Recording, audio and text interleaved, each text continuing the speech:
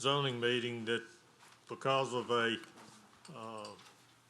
printing problem, the planning meeting, instead of being next week, will not be until December the 15th. So if you plan on coming on that night, it's on the 15th of December.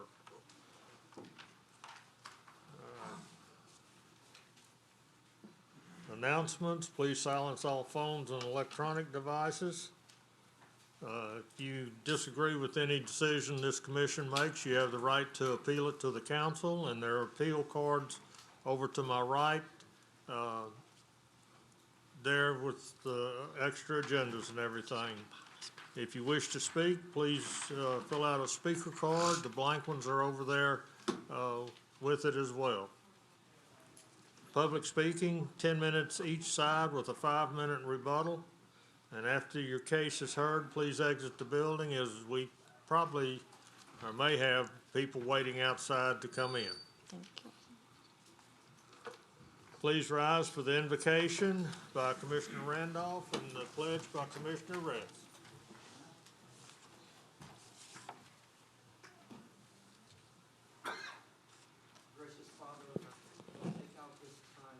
And to say thank you for all the blessings you bestowed upon our lives.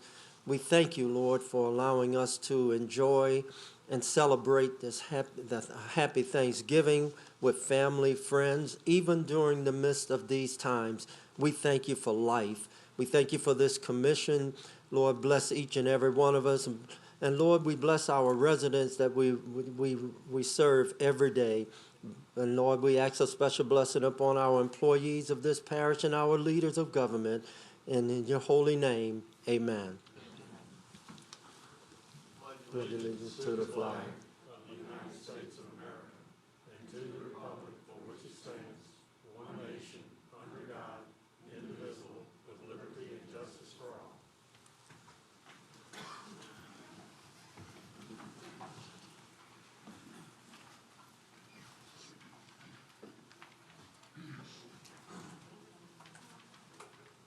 And in your packet, you had a copy of the minutes from the November 4th meeting.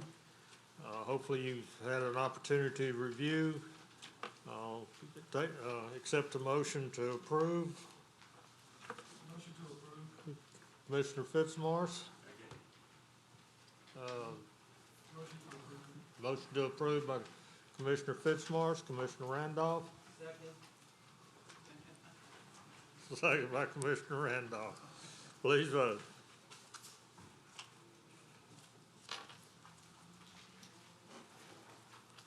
The motion to approve carries.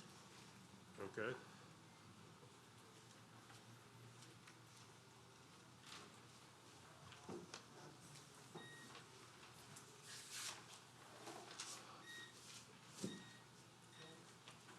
All right, Helen, do we have any cases to be postponed? Yes, Mr. Chairman, we have one request, which is on the second page of the agenda, number 3, 2020-2090 ZC. Okay. Thank you, and that's the only one that you're aware of? That's correct. Okay. All right, let me read that into the record, and then we'll get a motion and a second on postponing. Is there anyone in the audience that is here to hear this case? All right, I'm going to read it into the record. Case number is 2020-2090-ZC. Existing zoning is A2 Suburban District. Proposed zoning is H3 Highway Commercial District. Parcel located lots 15 and 16 on the north side of Robinwood Lane and east of Chestnut Street, Covington, Ward 3, District 5. It's 0.89 acres. The petitioner is Mary Robin, and the owner is Mary Robin. It's Council District 5. Commissioner Seeger. Motion to postpone till January meeting. Motion to postpone by Commissioner Seeger to the January meeting. Commissioner Crawford. Second. Second by Commissioner Crawford. Please vote. The motion to postpone to January carries.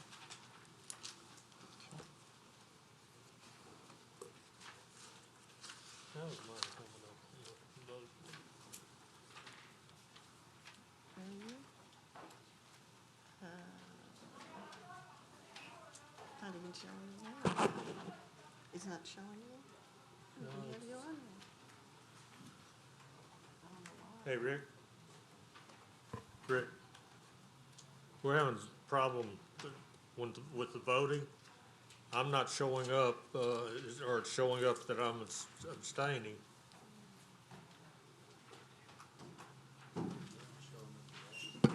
not even showing his name on it.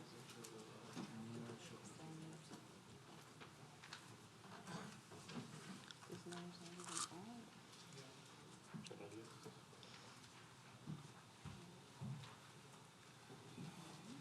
It's showing up over here that, seat is unused.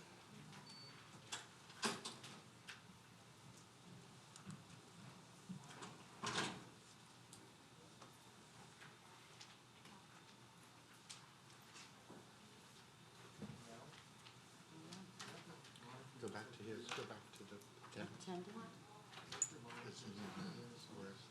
he's not in. He's not even in it. He should be between Willie and John. I don't know how to do it.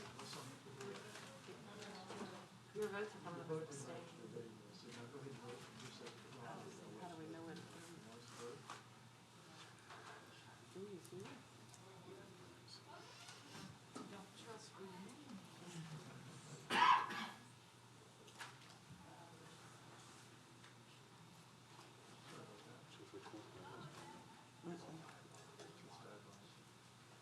How do we press this?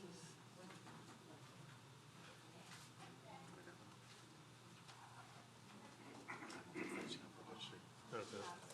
Yeah, it's coming up now. Vote?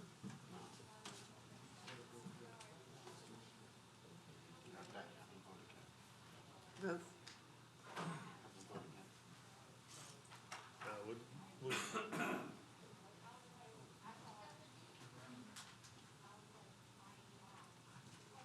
Press yours, Dave? Yeah, okay. okay. Do you want to revote? Okay. Revote for the postponement? Because we were having problems with the voting portion of it, please revote on the, motion to postpone.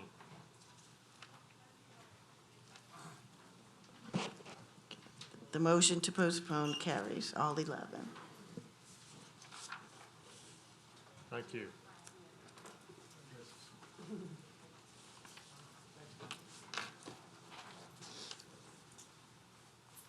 All right. Well, we're sticking together.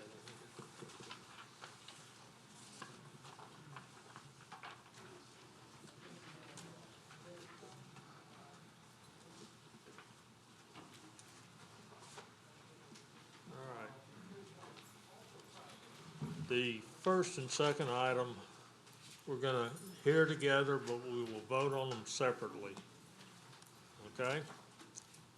First item is 2020-2057 ZC. Existing zoning is A3, suburban district. Proposed zoning is A4, single-family residential district. Location, parcel located on the west side of Carroll Road, south of Devon Drive, and north of Vioska Street, Slidell, Ward 9, District 12. It's 11.97 acres. Petitioner CKB Development, LLC, Kyle Branton. Owner is Linwood Ennis, Council District 12. This was postponed from the 11-4 meeting.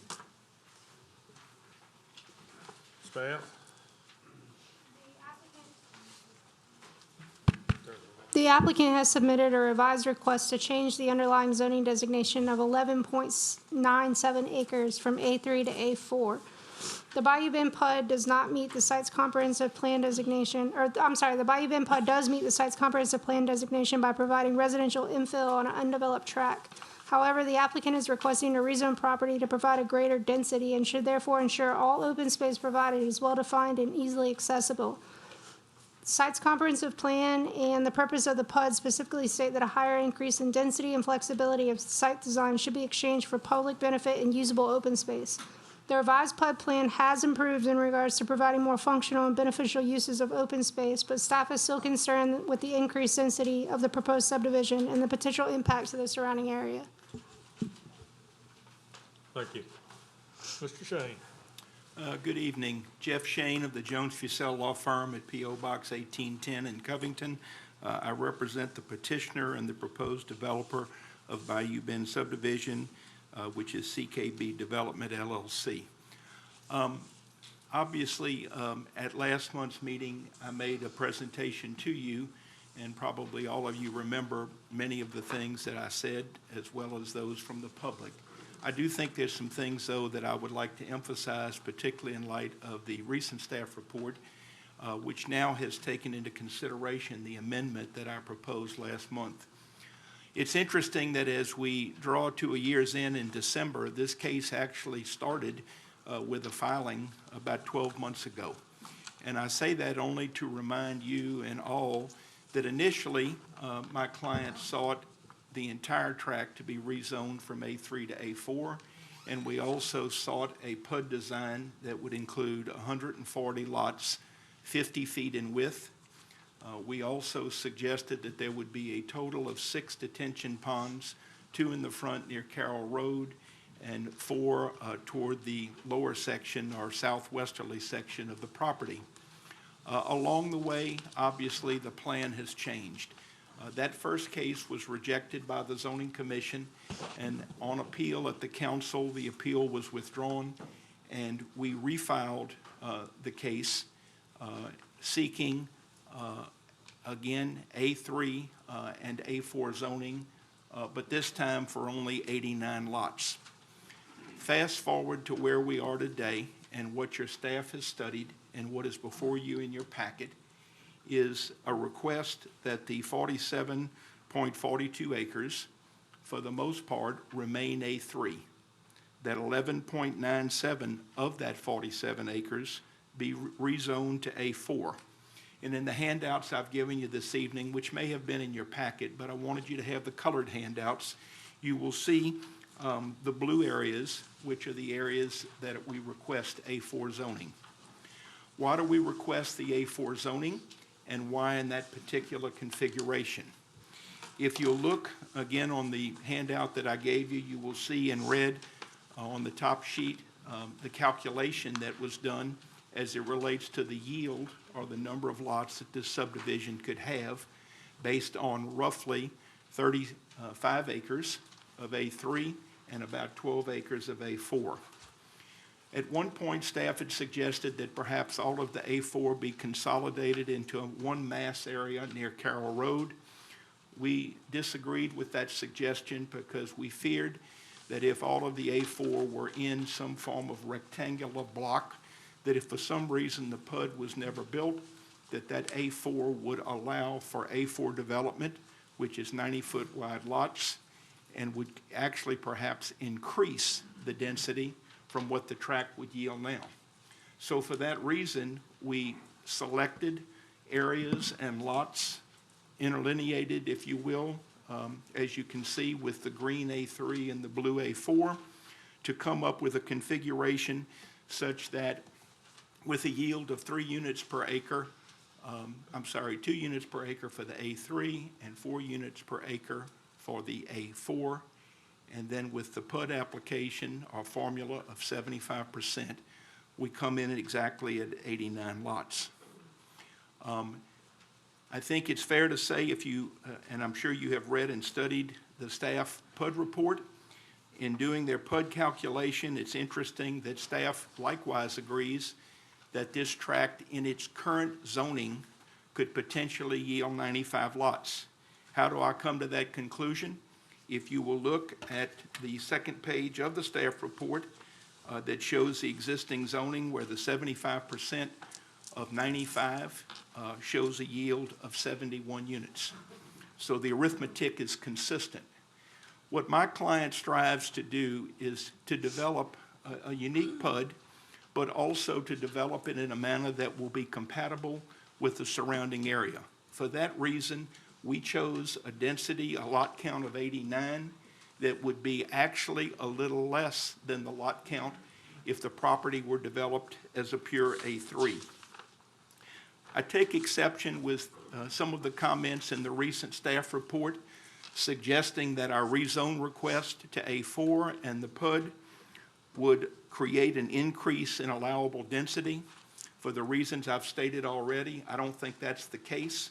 If you look at the blue A4 area and you see that those are 65-foot wide lots, I think you would agree that if in fact the PUD were not developed and we had to put 90-foot wide lots in those blue areas, you would actually have less lots in the A4 area than you do under the proposed PUD. So I think the suggestion that this request for rezone and this PUD creates density that's beyond what should be in the area is just not based in fact or in good arithmetic. I would also point out that staff has properly noted that there's approximately 150 acres of A4 across Carroll Road. There's also some NC1 as well. Yes, there's A3 to the north and south side of subject property, but in terms of compatibility, this is by no means a stretch or a spot zone in light of a significant block of A4 that you see right across the street in Carroll. Staff has suggested that there's not enough diversification as it relates to lot sizes. I would point to your attention on the PUD plan in the lower left corner under lot sizes. We actually have 5 different categories, if you will, of lots by area. Granted, the principal size of the lots are 65 feet in width and 60 feet in width, but there are some others that have varying dimension. So we do believe that we have presented diversification in that regard. Staff has also suggested that perhaps there's not enough recreation area or that it's not easily accessible or centralized for the use of the residents. And if you'll take a look at the PUD plan and compare it to what we had presented in the past, I think you'll agree that by tucking lot 89, and that's the last lot on the south side of the street, we have now created a very nice open area at the end of the cul-de-sac, which will allow not only for planned recreation, but that will be open space where people can gather. We also have the 4 ponds have now been reduced to 2 ponds in the southwesterly segment. That was a request of engineering and public works because they felt that 4 ponds would be too many to maintain. We will have walking trail or paths, if you will, around each of those ponds, again, providing some active recreation opportunity, as well as canoeing, kayaking, and possibly fishing as well in these ponds. So we think that we more than meet the test with regard to the area dedicated to green space, but also the type of space, the utilization of that space to provide a public benefit, something extra, the trade-off that a PUD is supposed to provide in terms of benefit to the people that live in the subdivision and the people that live in the area. The elevation in that recreation area at the end of the cul-de-sac ranges anywhere from 8.5 to 9.5 feet. There's no reason to believe that that property will be inundated on a consistent basis and that for some reason this recreation area would not be available for use by the residents and their children. Also, it's our belief that our proposed pond location and configuration is also going to present some water quality advantages in that the waters will flow to the southwest, but as they flow from pond to pond, we will also have the ability to have settlement in those ponds and hopefully discharge clean and good water into the outfall drainage system. Now, one of the elephants in the room this evening is likely to be the questions with regard to the traffic that will be generated by this subdivision, the drainage that flows from a subdivision like this, and the amount of fill dirt that may or may not be available with regard to the development of the subdivision. And as I have said in the past, and I say again this evening, those are very important questions that need good, strong answers supported by studies, and we expect to provide those studies and hard answers to you if we have an opportunity to come before you for tentative and preliminary subdivision approval in the future when you sit as a planning commission. Tonight, of course, is a land use hearing, and I believe that if you look at the evolution of Bayou Bend over the last 8 to 10 months, it is difficult to state that this proposed subdivision does not meet the density criteria, the compatibility, desirability, and also can be a very important improvement to this area in that there will be direct public benefit provided. I appreciate the time to speak, and I'll be glad to answer questions later in the evening if Okay, so let me required. read 2058 into the record because we're hearing them together but going to vote on them separate. Item 2 is 2020-2058-ZC. Existing zoning is A4. Proposed zoning is A4 single-family residential district and PUD, Planned Unit Development Overlay. Parcel located on the west side of Carroll Road, south of Devon Drive, and north of Viosca Street, Ward 9, District 12. It's 47.43 acres. Petitioner CKD Development LLC, Kyle Branton, and the owner is Linwood Ennis, Council District 12. This was postponed from the 11-4 meeting. Mr. Shane, do you have any other comments that you want to make in regards to the PUD? No, sir, I assume that the 10 minutes were for both cases, so I think that anything else that I may need to say, I'll do in rebuttal. Okay. Thank you. All right. We've got a number of speaker cards. First one I've got is Jerry Hart. Good evening, sir. Good evening. I live at 35580 Devon Drive. I oppose this thing. I'm sorry, I'm a little nervous. I disagree with the attorney for one thing. It brings nothing positive to our area. It's gonna bring traffic. It's gonna bring flooding. I live on the south side of Devon Drive. I appreciate that his playground will be higher. That won't do my yard any good. This subdivision will be higher than the backyards on Devon Drive. It's as simple as that. It happens every subdivision that I deal with. They'll clear the land, they'll bring in unlimited amount of fill. And that's just the way it is. I mean, you can have drainage flows. The lowest parts of a subdivision is the streets, and not the backyards. The backyards will be higher than my backyard. My backyard will be a pond whenever it's a strong rain. Okay, thank you. Just real quick, Carroll Road is not, sure, it's a nice road because it's paved. It's a horrible, it's a speedway. This thing will bring traffic to Bayou Liberty, to Carroll Road, to West Hall, to 190. It'll affect both schools. Nothing positive will come from this thing for that area. Thank you very much. Thank you. Next one is Kevin and Donna McDonald. If it's your, we've voted, or I'm Sharon Newton. May I go next? Okay. Thank you. Thanks again for bringing us up here. Okay, I have some pictures if somebody, I think I'm supposed to hand them to somebody, and I only have 10 sets, so if y'all would pass those out, please. We already did speak of the traffic. We're still talking about the traffic, and you'll see one of these sets of pictures shows a car in the ditch, and it happens all the time. So there's just a picture of that, and that particular picture is literally not even 50 feet from where the exit coming out of the new development is planning. So that's just some ideas, and how deep the ditches are on both sides of that very narrow road. The other thing I wanted to talk about, we talked about flooding, and the pictures that are in there are the 3 or 4 streets that are off of Carroll Road. I live on Garden Drive. I live at 35140 Garden Drive. And most of those pictures are off of Garden Drive, West Hall, and Carroll Road. And again, that was on a minor rain that we had, not a big rain. So it shows the flooding that happens after that, that's always there. And then the other thing I want to, in relation to this map that we have, it talks about base flood elevation, and we're again talking, and I mentioned it before, I'm not against housing or lower cost of housing. I think everybody needs to have affordable housing.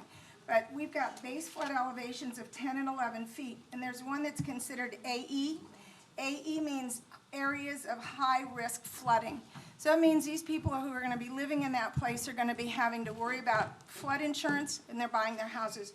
So again, we're talking about flooding, and I think we need to be very cognizant of the people who are gonna be in there, and they can afford their houses and afford the insurance that we all know they have to have. That's pretty much, and the biggest thing, there's also where I circled on there at the end of Garden Drive, there's some commercial units in there, and that's what we're concerned about with the PUD. We just don't want the commercial units or multifamily units at the end of the drive there to add to more flooding. So that's what I have to say. Thank you for your time. Appreciate it immensely. Okay. I didn't have a card on you. I'm sorry? What was your name? Sharon Newton. Oh, There okay. should be one of those up there, Yeah. hopefully. All right. Thank you, Mr. Now, Chairman. you're speaking in lieu of the McDonald's, or? No, sir, he's right next. Okay, all right. Good evening.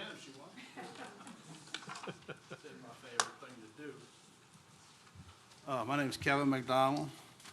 I live at 35075 Oak Ridge Avenue, and I've been there my entire life. You've received in this red folder here a condensed version of the LEDQ report, which I'm referring to in my comments. Please turn to mark page 9, the final summary, as I'll be referencing this. If you go to the second tab on the final report,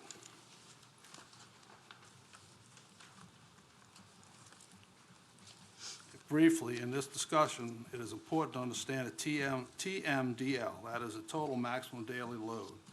In this instance of oxygen demand and substance, basically sewage, the increased density requests by the developers cause the residents in this area to have many concerns about the runoff impacts upon Bayou Liberty, including sewage effluent from the proposed central treatment plant, which will run across the Viosca and the McDonald properties, before ultimately being dumped into the bayou. Although the impacts the development would make upon, ultimately, the impacts upon Bayou Liberty are not included in the developer's package for the rezoning petitions, and their studies may not have been even started or supplied. The increased zoning density will remain with the property in perpetuity. Therefore, it is prudent to raise some concerns tonight. In part, we investigated the requirements of LEDQ of the Bayou Liberty, Bayou Bonfacar, TMDL, and biochemical oxygen-demanding substances. Because LEDQ already considers Bayou Liberty an impaired watershed, a new sewage treatment plant, in my opinion, would not be permitted to discharge into the bayou unless the facility provides a significant net load reduction of man-made oxygen-demanding constituents to the bayou, and overall reduction in the TMDL for this substances would be required. As you see on page 9, a very small example of possibilities to achieve this are referenced. One is not possible because there are no other subdivisions in the area. One of them would be to provide sewage collection and treatment of individual home treatment plants into the proposed central sewage treatment plant. This, in my opinion, would cause the developers to build a larger, more expensive, higher capacity plant and tie in, for example, the residents along Devon Drive. Mr. Schoen has previously indicated the development would have to consist of 89 home sites to be economically feasible. Is it feasible after this LADEQ demand? In the words of the LADEQ, Leslie Watson, Bayou Liberty is over-polluted. Please don't add to this. Please deny this rezoning request. Thank you very much. Thank you, Kevin. Ms. Donna want to speak?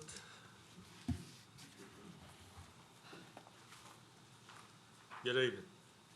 Good evening, sirs and ma'am. My name is Donna McDonald. I also live at 35075 Oak Ridge Avenue. By necessity, my family and I drive on Carroll Road multiple times a day We know firsthand how difficult it is to transverse this roadway under optimum circumstances. When the circumstances drop because of weather or traffic patterns, it becomes almost impossible.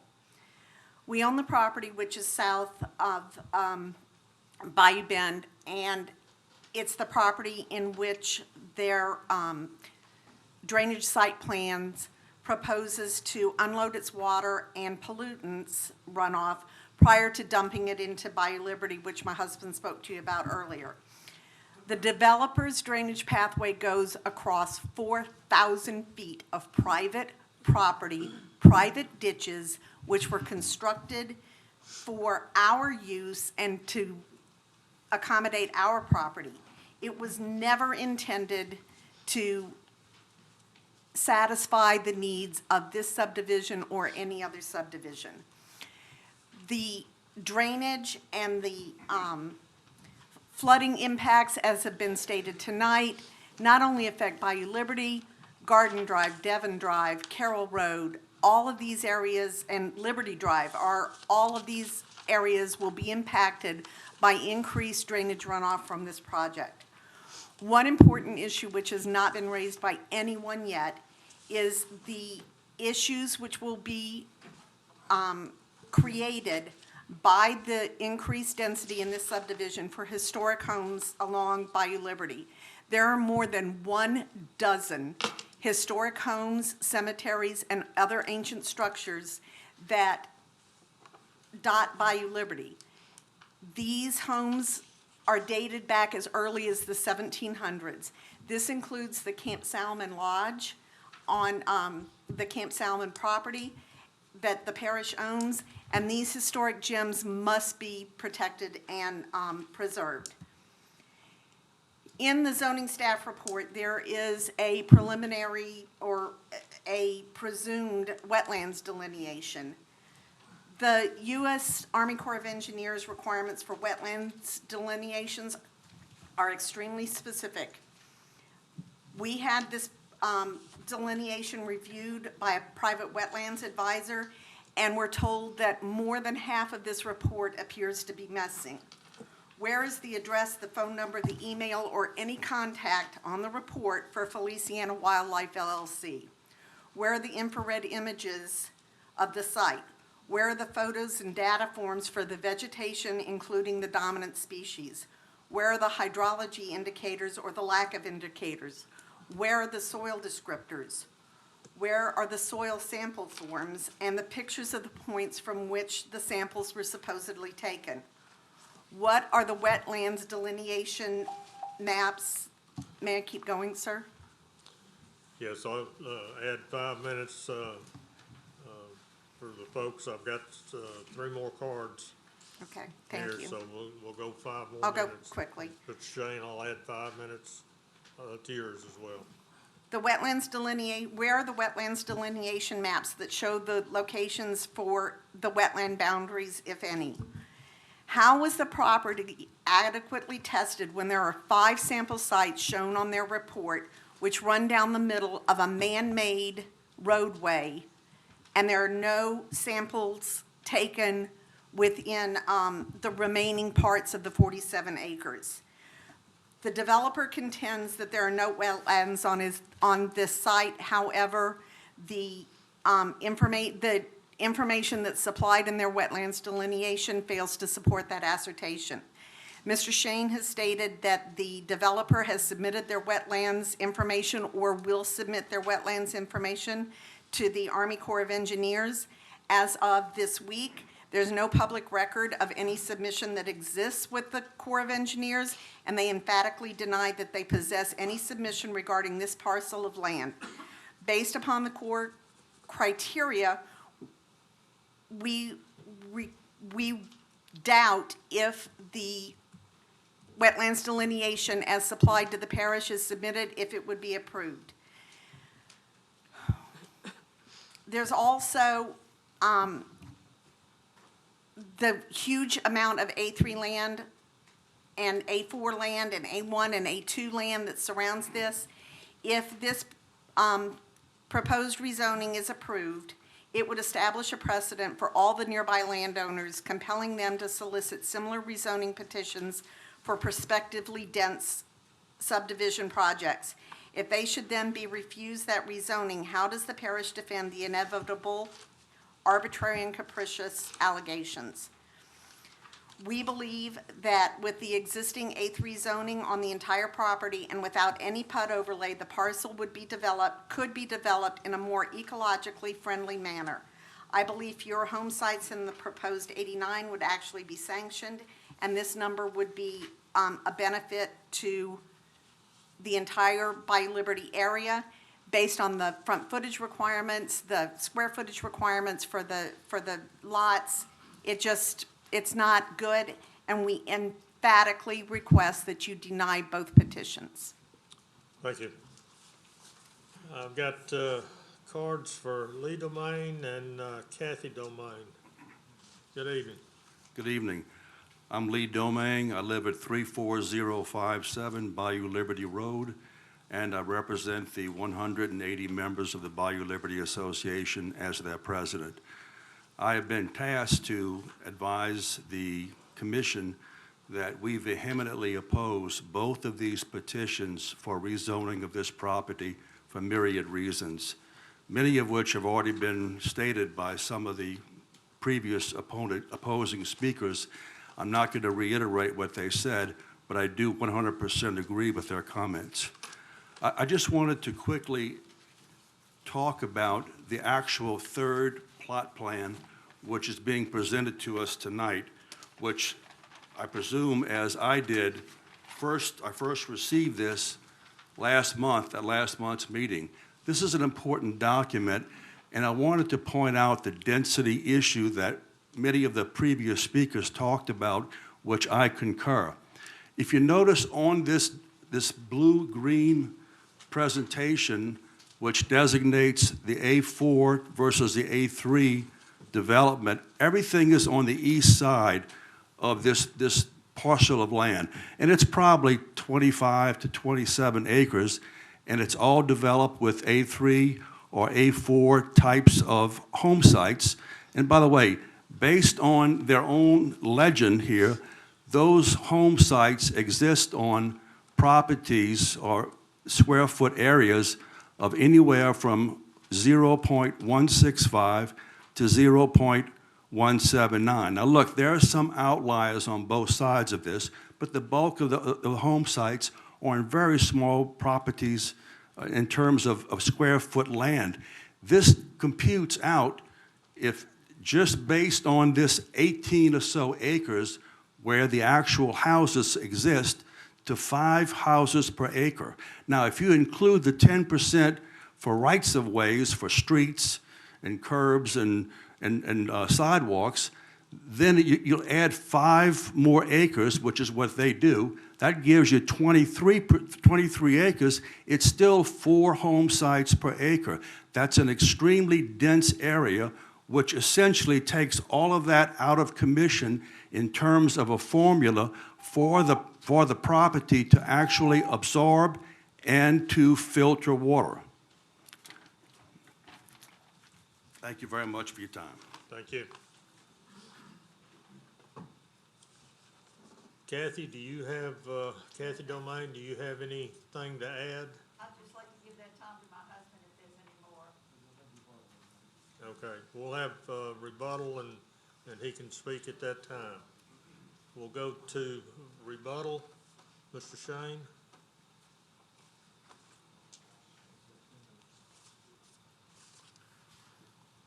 How much time do I have? 10 minutes.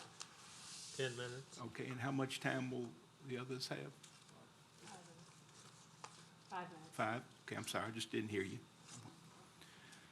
Well, I think there are no longer elephants in the room, in that what I thought we'd hear about, we have. And for good reason, because traffic and drainage and fill dirt and other issues are very, very important with regard to development and the impacts on a neighborhood.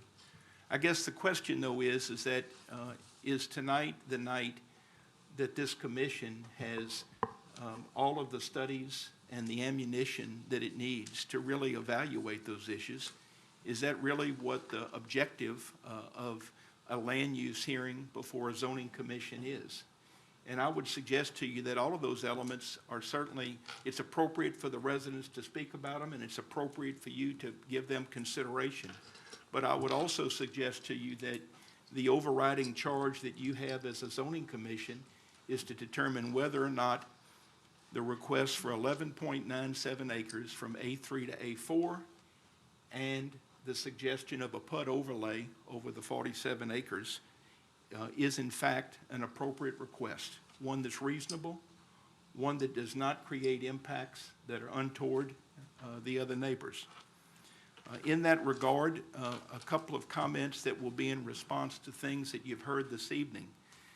As a planning commission, you're going to not only receive reports from petitioner, but your staff is going to tell you of the impacts of waters that come into the subdivision now and cross this land, the waters that leave the subdivision, the elevations that we can build this subdivision at, whether it's the streets, the ditches, the lots. We don't have the right to flood our neighbors, whether they're on the north side on Devon, on the south side, which is an undeveloped tract, but we still don't have rights to impair the use of their property. And certainly with regard to the McDonald's and other families that where apparently the natural drain is located, there are limitations as to what we can do. You know that. I know that. But those limitations are defined based on studies that are presented based on your ordinances, an evaluation by your staff, principally your engineering department, and then deliberation by you as a planning commission. The same thing with regard to traffic. I don't think that there's any reason for me to hang my hat on the fact that staff characterizes in its report Carroll Road as good. Carroll Road has a good, clean surface. The effectiveness of Carroll Road to handle the traffic generated by an 89-lot subdivision will be tested when the traffic study is done, when it's studied by your traffic engineer, and when it's presented to you as a planning commission. It would be foolish for me to suggest that I know the conclusion before the study is done. Likewise, I think it would be inappropriate for you not to give this property an opportunity to get those studies and present them to you at the time of the planning commission. With regard to Ms. Newton's comment, and perhaps I misunderstood, but this PUD does not include any commercial or multifamily component.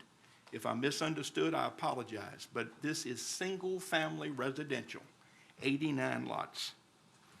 With regard to Mr. McDonald's comments about the disposal of our sewer through the central sewer system, again, that's a planning commission item, but let me comment on that. That's a heavily regulated component of any development. You don't just decide because the planning commission might give you approval for zoning that you're going to be able to build a community system on site. That takes coordination through LDEQ and also LDHH at the state level, study, of course, by environmental services here at the parish level, and then certainly by the engineers with regard to the reports they give to you as a planning commission. I would dare say that the treated effluent that will come from our community treatment plant in some cases will be of higher quality than the effluent that comes from many of the homes up and down the bayou that do not have the benefit of a central system. That's no fault of theirs. In some instances, those systems get old or older and are not maintained at the highest level that they can be. These systems are regulated. They must be maintained by licensed operators, and they're under constant review. So the idea that something is going to be done that's going to damage the environmental quality of the bayou as a result of the construction of this subdivision, in my view, there's just no substance to it. If, in fact, the water flows through areas where there are existing natural drains, it doesn't mean that this subdivision is going to be able to be abusive and send more water or send poor quality water through those areas. There are careful studies that are done with regard to the outfall. How much water, how fast, And as you know, the rate of reduction must be at least 25%. We have worked hard to construct a schematic design of a 4-pond system. Those 4 ponds comprise almost 11 of the 47 acres. We've done that not only to capture and hold water, but also for water quality management, as I said earlier. With regard to the wetlands delineation, my suggestion to you simply is that if you look at the staff report for the PUD on page 1, where it shows wetlands delineation provided as required, we believe that we have submitted the appropriate wetlands information that is needed at this preliminary stage. No, we have not gone to the core. We have not started the public hearing process. We understand those are all things that have to be done. But it would be foolish for us to do that until we find out if, in fact, our desired zoning and PUD plan are accepted by the parish. Once we see that that happens, and once we go through the preliminary process to see if, in fact, our traffic, our drainage, and by the way, our fill calculations, if all of those things meet the parish muster, there are certainly many other regulatory agencies that we're going to have to go to get approval. That's at the state level and also at the federal level. So we're very mindful of that. And the fact that that data is not here tonight doesn't suggest any negligence or carelessness on our part. It's simply not required at this stage of the game.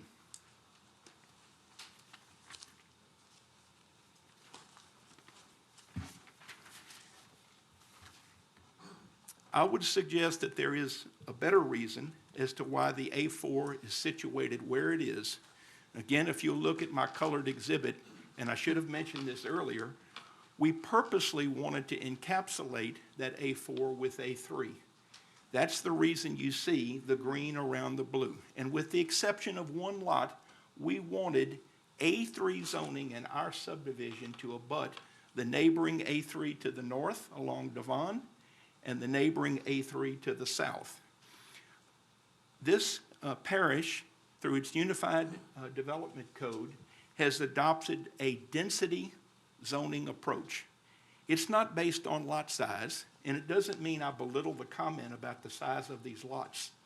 But the way the zoning code is set up is that we look at the acreage of property, we look at its zoning, we look at the number of lots that that zoning allows in the acreage, and that's how we determine what the possibilities are. So at the end of the day, albeit the 140 lot request at A4 was excessive, inappropriate, and was soundly rejected, if you look at what A3, what the property would allow in terms of density, without any change whatsoever, I would suggest to you that the gross or maximum would be 95 lots, less approximately 3 lots for areas that would have to be set aside for recreation as per the code. So at best, it would probably be about 92 lots. And what density have we selected? 89 lots.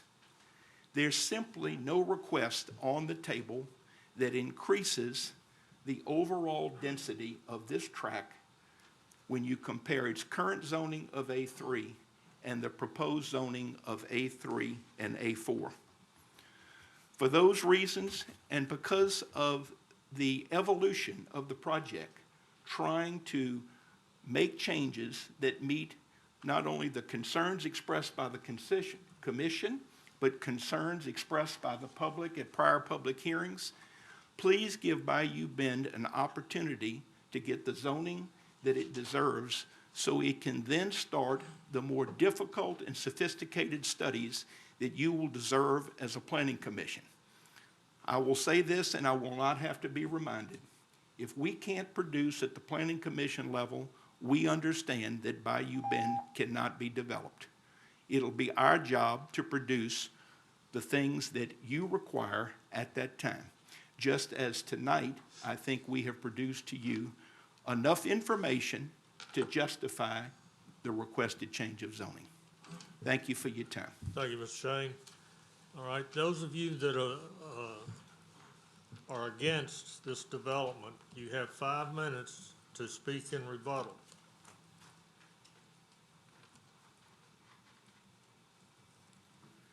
Once again, Lee Domingue, 34057 Bayou Liberty Road. In reference to the development on this 47.42 acres, let me be clear. Whether it's 85 home sites, 90 home sites, or 95, it really doesn't matter. That's statistically unimportant. The result, the effect to the surrounding area will essentially be the same. And it is interesting that this property was zoned A3, or is zoned A3 currently, and it was done so by the New Directions 2025 planning, which occurred roughly 20 years ago. And that all makes sense, but be aware, in spite of the fact that just to the north of this parcel of land, there is some A3 development on Devon Drive and Gordon Drive and also Liberty Street. The vast majority of property all the way south on both sides of Bayou Liberty are either A1 or A2. And incidentally, I agree with Commissioner Drum's comments last month. This property should not be developed where you have 89 or 95 or 85 home sites. It's more reasonable to even suspect that it would be a good place to put 6 or 8 or maybe 10 homes. And if it were A1, that's what would have been allowed. But the fact that most of the property in this area is not A3 and certainly not A4, once we open up that can of worms, once we do some rezoning for this property to a denser level, at what point do you stop that? At what point do you say to the neighboring landowners, well, you can't do that, because they're going to want to develop their properties to make money as well. They're going to want A4 with a PUD. At what point do you say no? The fact of the matter is, this project, this third iteration of the Bayou Bend plan is, and I can't say this very kindly, is ill-advised at best.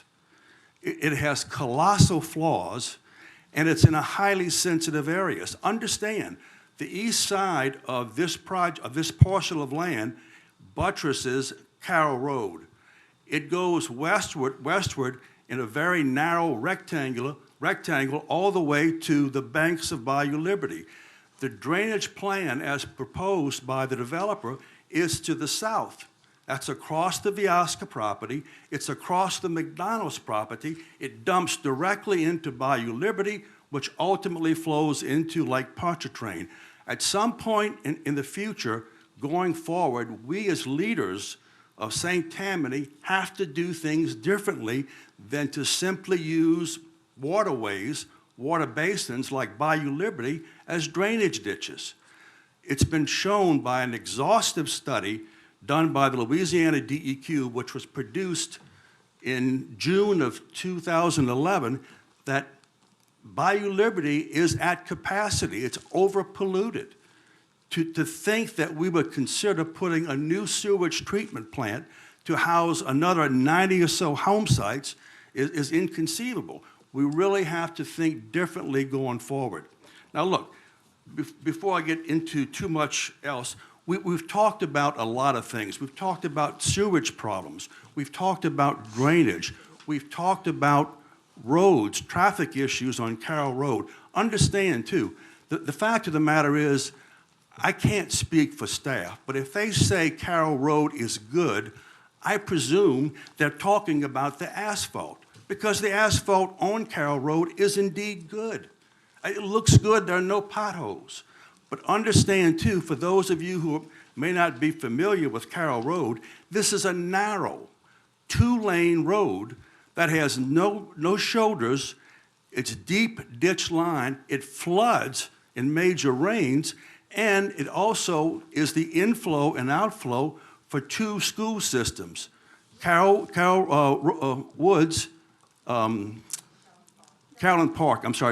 Park and Bayou Woods. I mean, all the school buses going into the Carroll Road with all the traffic with picking up children and dropping them off. I mean, Carroll Road is a nightmare with traffic. It really is. To think that we would consider putting 89 more home sites with 2.5 cars per home site dumping into Carroll Road multiple times a day is reasonable. I can't understand that. Look, I do appreciate, your service to this parish. I don't envy you and what you have to do, and I thank you for listening to us. Thank you. All right. That concludes the rebuttal phase. I'm going to close it to the public now and bring it back to the commission. Commissioner Seeger. Mr. Shane.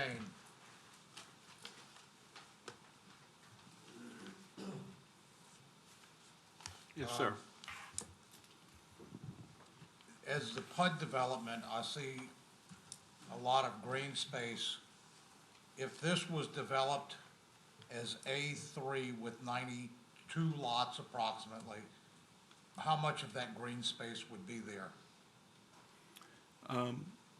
Staff can give me the precise figure, but I think it's approximately 550 square feet per lot that must be You would still dedicated. have, the density, the population density would still remain the same? Well, you would take if you assumed a maximum of 95 lots in A3, but if each of those 95 lots, you had to put a set-aside, if you will, of 500 and, is it 550? 580? 580 feet. I would tell you that that arithmetic would diminish the lots from 95 to 92. And in terms of traffic and actual population density, that wouldn't change at all? Would not change.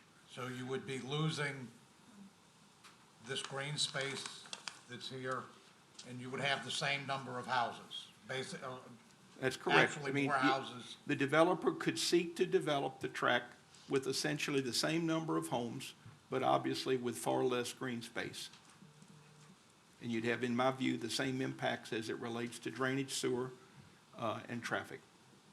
So you're just condensing the living area and providing more green space for the residents? That's correct.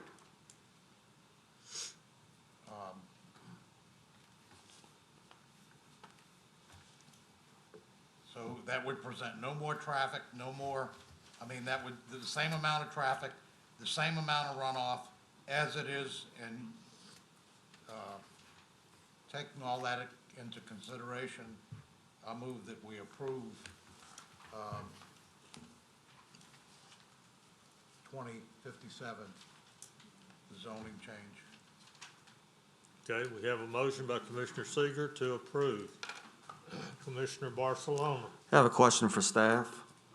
What is the current level of service for traffic flow along Carroll Road?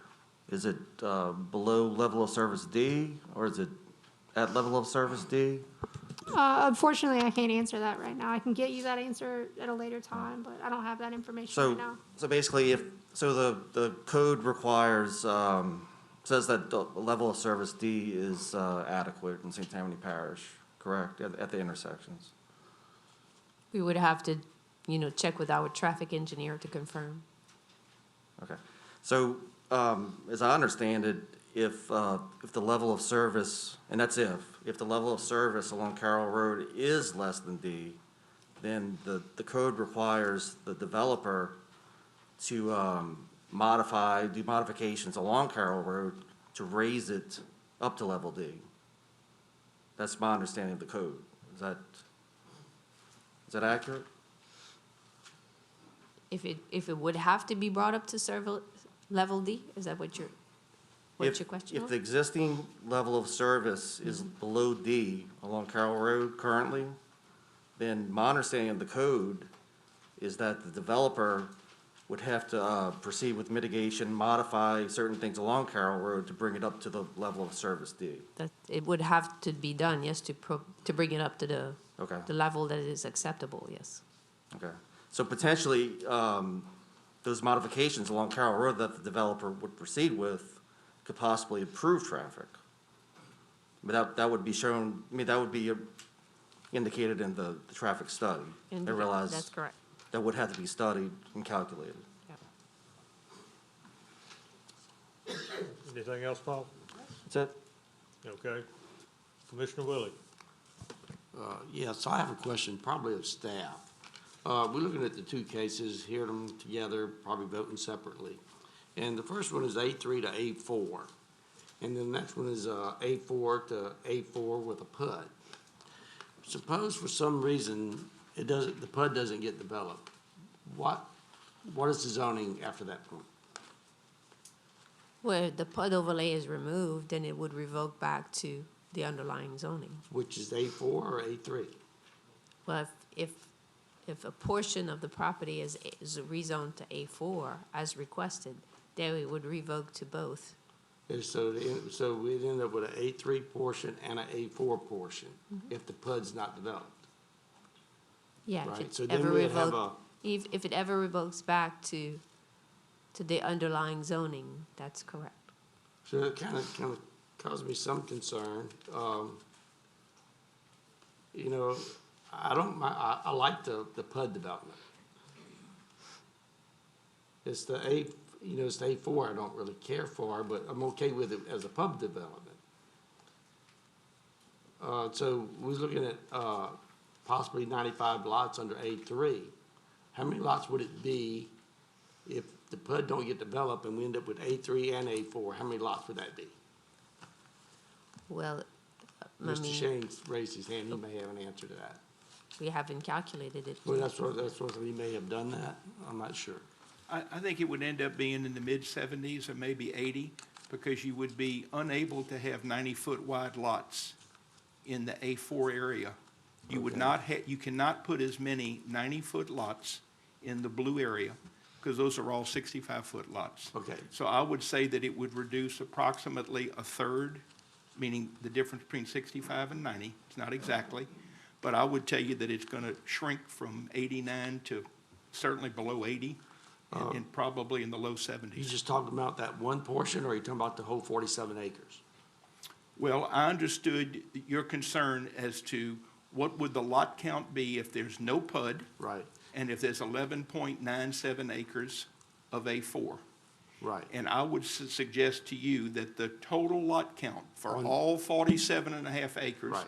would not exceed 75 to 80 lots max. Okay, and that's if the PUD is not, don't develop That's for if the some odd PUD, reason. if the PUD burns off, and that's why we designed the A4 to be in the area and the configurations it's in, so that if the PUD for some reason is not done, there will be not only will there not be an increase in density, there will be less density than what would be allowed if the entire tract were left at A3.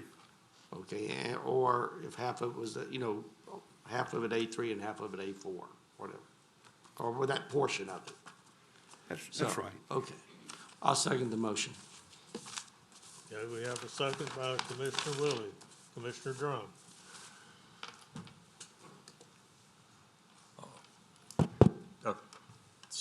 Jeff, please.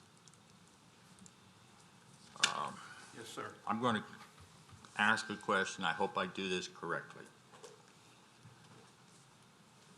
Pertaining to your sewerage drainage, right? It would be cleaned and go through, would it pass over private property once it's done? I think you'd have to assume it will pass over private property, but through a public servitude or a natural drainage servitude. And I say that because I have not seen any data as it relates to how the outfall will actually leave the site. But I also think it's likely that it's going to cross private property. But I think it should be understood that water that flows over private property has a right to flow over private property. But that's God created, right? Well, By it's rain. God created, and it's also confirmed by the Louisiana Civil Code. Okay, but Because a neighbor, myself, I cannot block off what otherwise would be natural drainage that has crossed the property that I own. okay, So but I can redirect it. And so where I was going to complete the answer is to tell you that it's really difficult to say for sure where the water will go. It is likely to go in a southwesterly direction. There's no doubt it's going to get to the bayou. But the confines of that water and whether or not it can be directed or modified or diminished, all of that's an engineering puzzle that has not been started yet. And I don't say that to avoid Right. the answer. Well, I need to put the puzzle together. for I my own understand. self. The family of Biasca, is that one of them? And Biasca. McDonald? Excuse me, I apologize.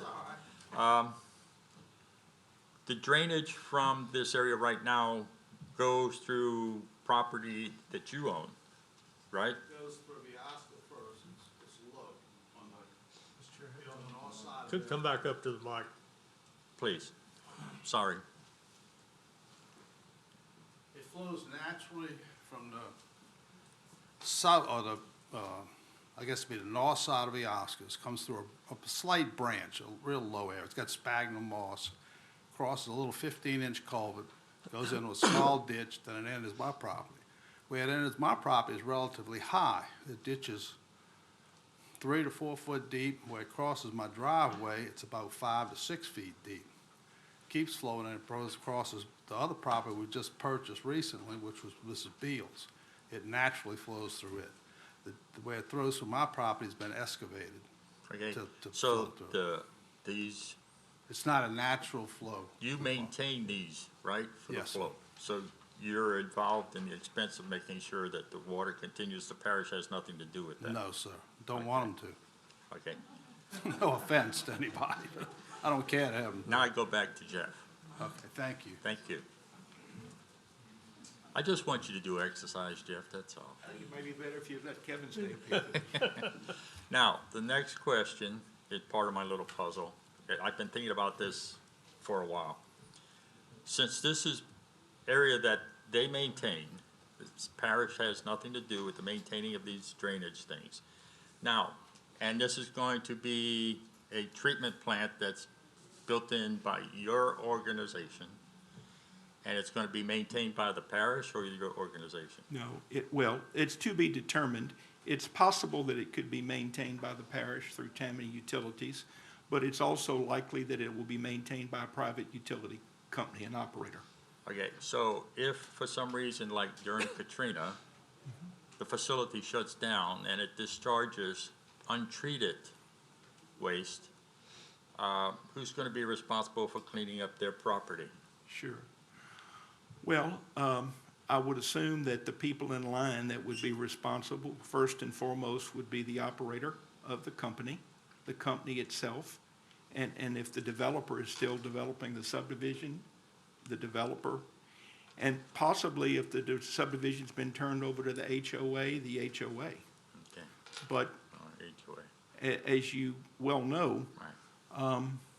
I don't know what the percentage is, but I'm sure it's far greater than 50% of this parish is either not on a central system or they're on a private system of some sort. That doesn't mean that the catastrophe you described couldn't happen. It could. But again, I have to emphasize that this is a community treatment facility that's permitted by state agencies. It's regulated, it's monitored. You don't just build it and forget about it. They require testing and things of that nature. Does it mean it's foolproof? I guess nothing in this world is foolproof. But I do believe that there are checks and balances in place that make it less likely that something catastrophic, as you mentioned, would happen. Okay. Now, so let me continue with another. I know we got to vote. I'm sorry, I'm holding everybody up. I want to get home like No, everybody else. you're fine.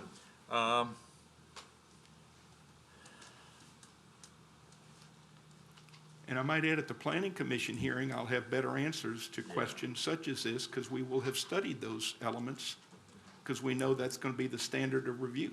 Okay. Now, under A3, you can build X amount of homes. Under A4, you would build less amount of homes. Is that correct? A straight A4? Yeah. I believe that if the PUD burned off, were never built, I believe that the way this A4 is configured, I think that the potential density of the tract is less than if it were all A3. Yes, sir.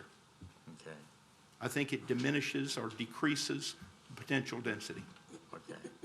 So what we're putting out there, and I'm just thinking out in open, we're only driving the nail halfway through instead of all the way through if we go to A4. Is that correct? You are creating a land use opportunity, but the shovel cannot get in the ground until all of the studies are done and not only pass your muster, but pass state and federal agencies as well. This is a boondoggle for me. And I've put myself in the position of these people, because I am one of these people. I am as well. Yeah, I know.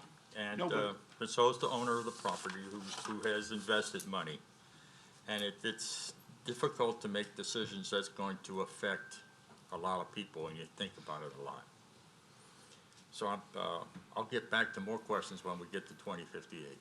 Yes, sir. Thank you. Commissioner McInnes. Mr. Shane.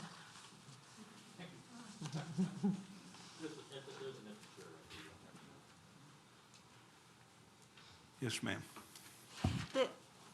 I'm looking at the environmental assessment. That is 2058, right? Maybe that's my questions. Let me ask this. I see that it looks like about 20, if I'm reading the map correctly, about the flood zones, about 25% is flood zone AE, and then most of it is on the east portion of the property. Do you know how much fill is going to have to be placed in that area? No engineering has been done of the site, and we recognize that with regard to fill, that could become an if, not how much. I mean, it could be that there'll be real limitations as to some areas of the site may not be conducive for the placement of fill, whether that's slab on grade or an alternative form of house construction or driveways, et cetera. But until we have, obviously, a full topographic survey, and until we make the calculations of how much fill we'll be removing from the approximate 11 acres of pond and see what some of those offsets are, I just don't know. It says that the area,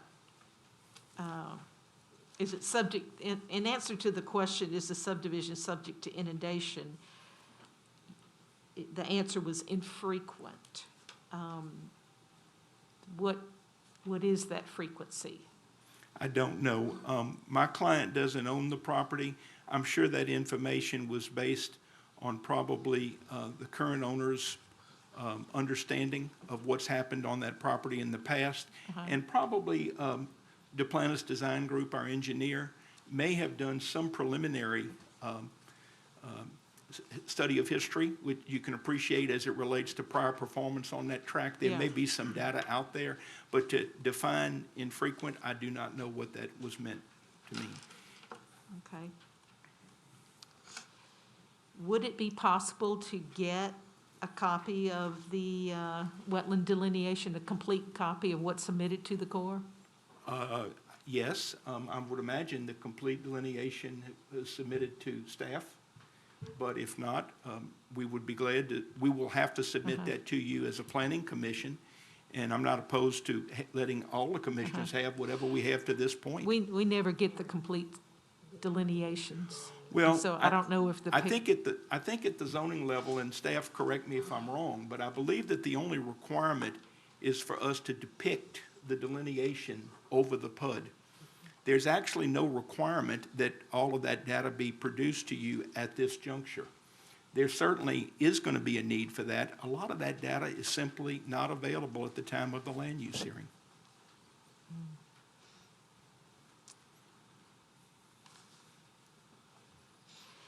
One last thing is Carroll Drive considered, maybe this is for staff, a major arterial street? I'm hearing so much about the traffic I would think it I'm would pretty qualify. sure, I'm pretty sure it is, yes. Because your environmental says no, and I would think that maybe that needs looking at. I'm not sure what the classification is. I would defer to staff, but I would say that the test with regard to Carroll Road is going to be the intersections that your traffic engineer requires that we study. The volume of traffic from an 89-lot subdivision is fairly constant and predictable as it relates to how many cars there'll be in that subdivision, what times of the day they leave, what times they come home.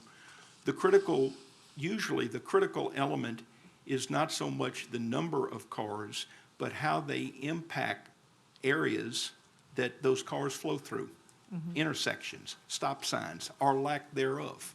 So again, until the study's done, I don't know that we'll have an idea of how these cars will impact what I'll call the Carroll Road corridor. Okay. Just for curiosity, how many projects that you've been involved in, hundreds, I would think, in your career in St. Tammany, how many projects have been significantly changed due to a traffic study? Good many. Is that right? Yeah, and I would say the trend in recent years, for obvious reasons, has been that in many instances, the changes are made on the front end, meaning that the development takes into account what the traffic study might produce. But I mean, we know that traffic is a real concern, that in many areas of our parish, infrastructure is lacking. And we know that adding more cars in corridors may not only meet the level of service standard that the parish has set, but it just may not be good planning.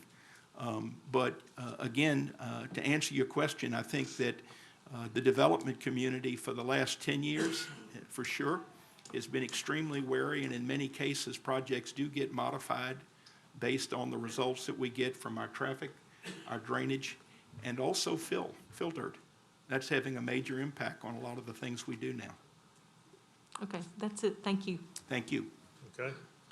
Commissioner Ress. I got a question for staff. This piece of property is on A3 right now. Is it all buildable out to A3? Is it all buildable? Is the entire piece, is there wetlands in there that have to be mitigated or not? Is it 100% buildable piece of property? We keep saying there could be 95 or 92 homes. Is that true? Well, we would need to get, documents from the Corps of Engineers that would allow them to build over the wetlands. So we don't really know if it's all buildable when we're considering this right now. Based on what the applicant has given us, there's no wetlands on this property. Okay, so the belief is at this point it is buildable. And if I'm not mistaken, the owner of the property could come in there right now without ever coming before us and build homes in there. Is that correct or no? They would have to go through tentative, preliminary, and final. So, That's in planning, yeah. so he has to still subdivide the property. Well, unless if one person would purchase it, then That's what I'm saying. build one One home. person would purchase the property. And just build one home. He could build one home, but if they want to come in and leave it as A3, they're still going to have to come back before us for however many homes could be built in there. And here's the thing, I mean, I've been exactly where those people are at, and probably some of you might remember that, and I understand the feeling. When I'm listening to this project, my decision is based on, is it gonna be better or worse for the residents in the area? And still represent the person's right to own property and develop it, just like we all would want if it's our piece of property. So those are the things we're faced with. And if in the end, you're still gonna have just as many homes, potentially, or give or take 5 or something, I don't think that's the significant part, then how do you do it in a way that's the best for the surrounding area? If each person has their own sewage plant, and you're still gonna have the discharge from 85 homes. And if there's a power outage or something going on, everybody's power's out or they have a generator if they have one, but in the end, in a lot of cases, we're discharging effluent that's not good, and it is gonna flow the natural path, which is what it is now across these pieces of property, is what it sounds like to me. So I'm thinking to myself, if I wanted to make that better, if I had a central system to do it with one place to manage it, where maybe you say, yeah, you can do this, but we're gonna want a backup generator in place at this place as part of the development. So if there's a power outage, the sewage effluent is still good for the people downstream.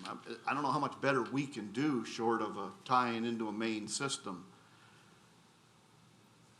When I look at the homes, can they be developed as raised homes where they're not all slabs, where we get both things? We're getting the good drainage, we're getting houses that are raised where we still have ground absorption. Are there any requirements? We've seen some subdivisions recently where trees were required, and part of the development is to keep putting trees in, and that was touted as a big thing. So is there a way to develop this that's beneficial and still let the person have their property? And whether that all has to be dealt with in the planning phase or not. When I see a PUD, I feel like we're in the first phase of planning, and it makes me a little nervous all the time. Once I see that, we're in the first phase of planning. If there's a PUD plan sitting in front of us, if I'm mistaken about that, tell me, is that legal, is that correct? Are we in the first phase? So, excuse me, a PUD overlay request can be substituted as the tentative review for the planning process. Okay. In this case, is that the case? Are we taking tentative out? No? I think it can be done, however, the decision is in the hands of the director of the department, Okay. if I'm not mistaken. So we would want to have all the levels of control we could possibly have, I think, with the way people feel about this development. So we would want to see the tentative, I think. Is that correct?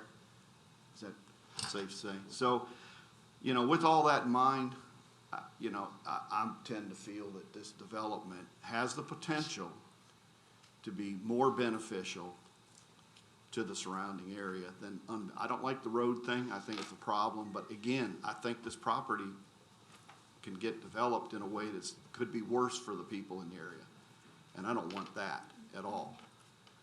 So all I can say is if we go forward and this passes this phase and it comes forward, the kinds of things I mentioned are what I'm gonna be looking for. I'm gonna be looking for some things beyond what we normally do when we get into planning, to make it better, stronger than what we've done in the past, because we've got to do it business different, just like people are saying. And each of those little steps have to be done. So with that, that's all I have. Okay, thank you. Commissioner Drum. Mr. The lawyer. Shane. Mr. Shane, I apologize. That's quite all right. Maybe I misheard you earlier. I just want to settle something in my mind. The owner is Linwood Ennis, Yes, sir. but that's not the person asking for the property to be rezoned?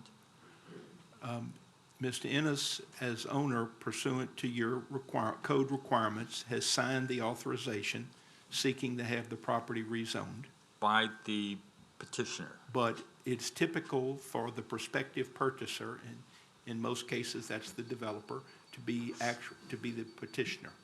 Because the owner does not do this of his own effort. He consents to it, but he knows that the buyer will not buy the property unless there is a reasonable opportunity that he can develop it. So that's why you typically see both the owner and the developer aren't always the same. In this case, they're different. Okay, so all of this, the sale is based on the contingency of us agreeing to everything that's requested? Not just you, there's But I other. meant- No, but I mean, there's other regulatory considerations as well.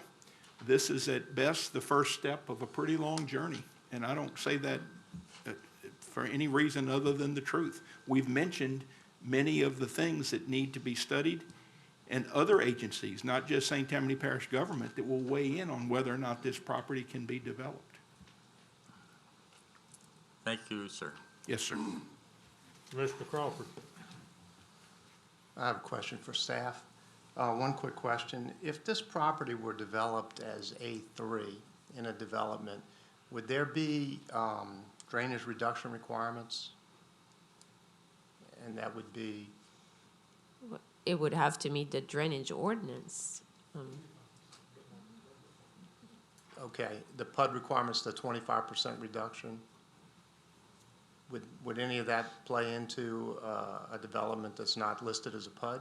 If it's not a PUD, the subdivision still has to meet the drainage requirements, the drainage ordinance. Okay, which is a reduction of 25% of runoff? Mhm. Okay. So we really couldn't have 95 lots then, if that were the case, because some of it would have to be retention ponds. Well, it's subjective. I mean, we don't have a drawing showing the 95 lots and if it meets the drainage requirements. Okay, Jeff? Yes. I appreciate the courtesy to come back. Sure. There would be plenty of room for drainage. Not only does the code require it, understand that the density zoning provides for a maximum of 2 units per acre. But also understand that the only metrics are under A3 would be a lot that's 100 feet wide, and they typically would be about 120 feet or so deep. So the point is that 2 typical A3 lots do not consume the entire acre. So there has to be room for right-of-way, for drainage, for utilities, all of the essential elements. If this case is rejected tonight, and I hope that it's not, but if it remains A3 and someone wants to develop it, meaning re-subdivide it into some number of lots, you still have to go through the same process. And even if it were maxed, you're not going to be able to max it if you can't provide right-of-ways, places for sewer treatment facility, because you're going to have a community treatment facility, 580 square feet of rec area per lot, et cetera. Okay. And of course, I think to the point of your question, and the area for drainage or detention, because that 25% rate reduction is a universal law for all development. Doesn't matter if it's A3, A4, PUD. That's the criteria by which subdivisions are developed. Okay. That's it. Okay? All right, I see no one else in the queue, so I'm gonna call for a vote. We have a motion and a second to approve, this is on the zoning, 2057. Is that correct? Yes. Yes. Okay. Seeger and Willie. Pardon? Seeger and Willie seconded. Right. All right, please vote. This is on 2057, changing the zoning.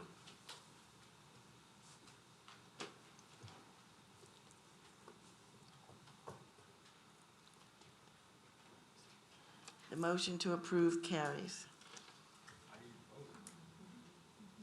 Oh,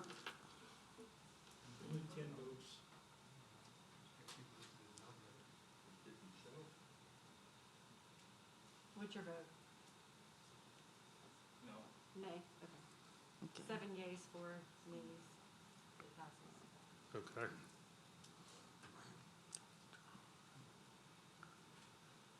All right.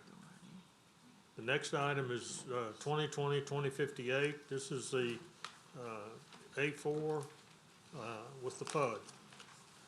Please vote. We don't need a motion. Oh, I'm sorry. We do not have a motion on this one.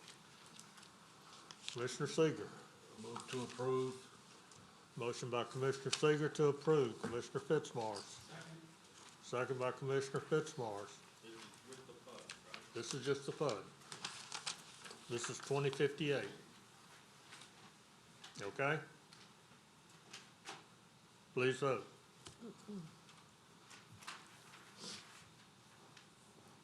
Mr. Crawford.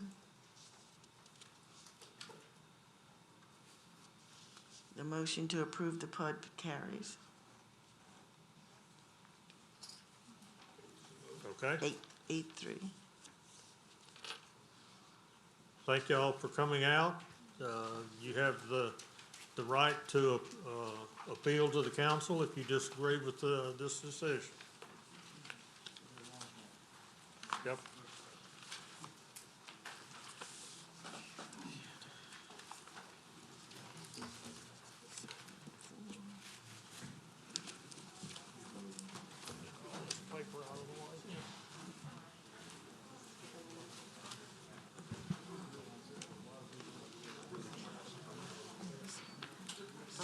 Three nays.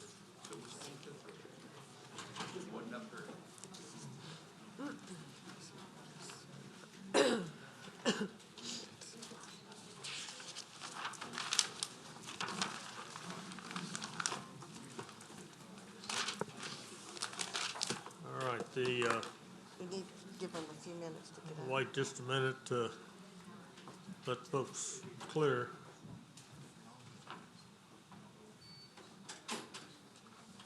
Rick, do you know if we have any people outside? Yeah, I see some Next one we're gonna be hearing is 2020-2093 ZC. That's item 4.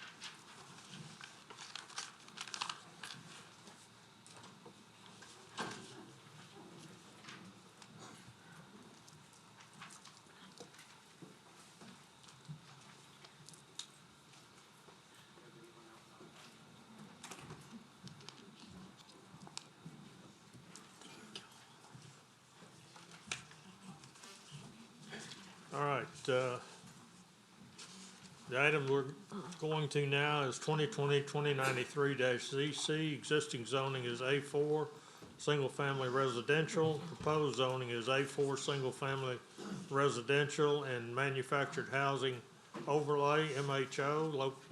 Location, parcel located on the northeast corner of Lynn Drive and Tracy Street, being Lot 15, Square 8, Oak Lawn East Subdivision, Lacombe, Ward 7, District 7. It's .48 acres. Petitioner is Christina Speakman. Owner is Christina Speakman. Council District 7. Staff? The site is currently undeveloped and is also surrounded by single-family residences. At this time, staff is not opposed to the request. Thank you. Christina Speakman, you in the audience? Yes, come forward.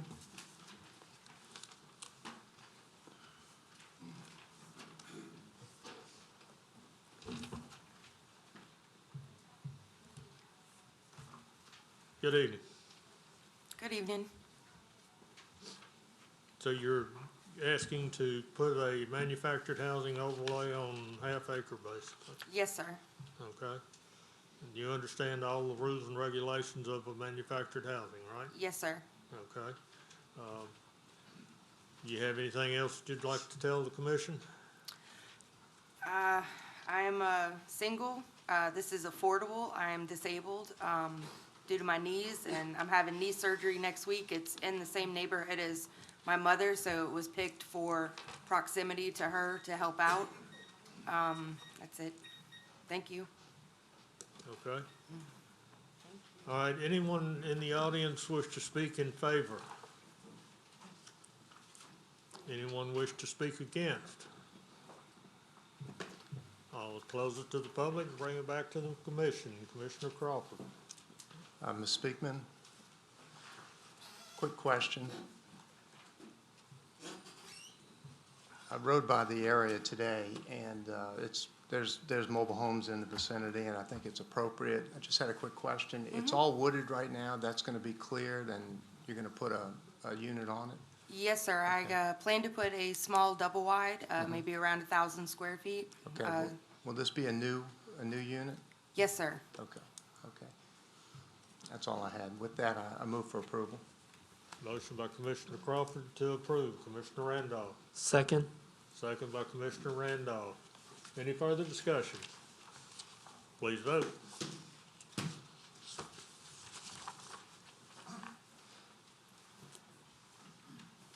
The motion to approve carries. Thank you. All right, next item is 2020-2094 ZC. Existing zoning is A1 Suburban District and RO Rural Overlay. Proposed zoning is A1 Suburban District, RO Rural Overlay, and MHO Manufactured Housing Overlay. Parcel located on the southwest corner of Louisiana 1078 and Robinson Road, Folsom, Ward 3, District 3. It's 10.5 acres. Petitioner is Stephen Edwin Walder, and the owner is Stephen Edwin Walder. Council District 3, staff. The 10.5 acre is currently undeveloped and is adjacent to undeveloped properties to the west and the south, and single-family residences to the north and the east. Staff is not opposed to the request. Thank you. Mr. Walder.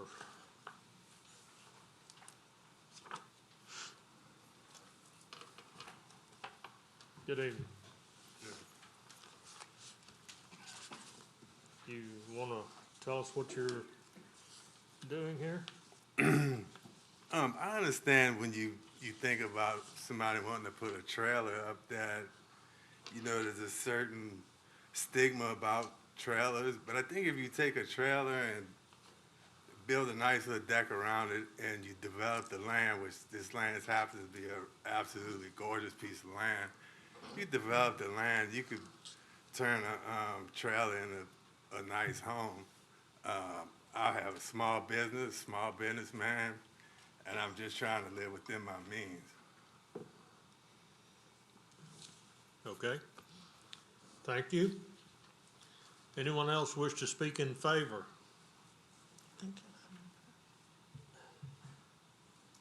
Let's see, I've got, you were Stephen Walder, right? Right. Okay, we got that one then. All right.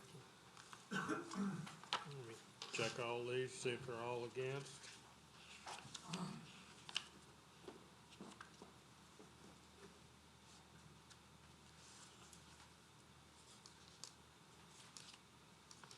I've got one that doesn't say whether for or against. Tammy Wimmer.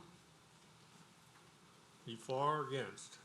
I'm kind of in the middle. I actually was here before you guys about 3 months ago. I live about 300 foot from where he's wanting to put this mobile home. You guys told me that there was absolutely no way that a mobile home overlay would be put in our area. I stood here and cried before you guys, told you that the mobile home was the only thing that I could afford. And basically, across the board, I was told that there was no chance of an overlay happening for this neighborhood, that our road has become a scenic highway, and that there was no way. I even did the appeal and everything, and they said absolutely not. So I understand their side of it, but I also understand the side of our neighbors who are petitioning against it. So I'm kind of right in the middle, because I feel like, I understand where he's coming from of needing it to be financially where he needs, the home to be. But then I understand the neighbors not wanting to change the zoning of the area as well. So I kind of feel like I'm torn in the middle. But, I mean, if you guys were to pass it for him, then I feel like it's kind of a discrimination against me, since you just not not even 3 months ago, told me that there was absolutely no overlays going to be done on our road. And he's literally like 300 foot up the road from my property. Okay, thank you. Paul Branch?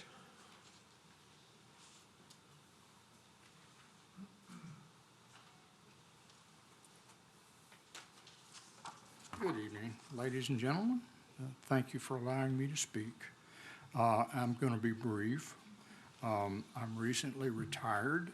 We bought a piece of property on Clear Creek, not far from there.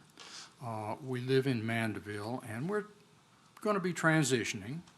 Part of the reason why we bought the property that we've got is because it is rural and because of the ambiance of the area. And I do agree with Mr. Walter that he's got a really nice piece of property, and it's pretty property. I have some concerns, 3 concerns, and I just don't feel that, personally, I don't care to see a mobile home in that area. It's not zoned for it. There are existing mobile homes, and I have no problem with grandfathered mobile homes. I don't think that we should add to that. Also, I have a concern that if we change the zoning, that parcel of land is 10.5 acres. Are we not maybe opening a can of worms for potentially adding additional mobile homes in that area? And then also, if we do that, what about the traffic that it will add? I think the speaker before me referred to the beauty of the highway and the area, and what will we add if we add mobile homes and additional traffic? Thank you for your time, and y'all have a good evening. Thank you. Michelle Welch?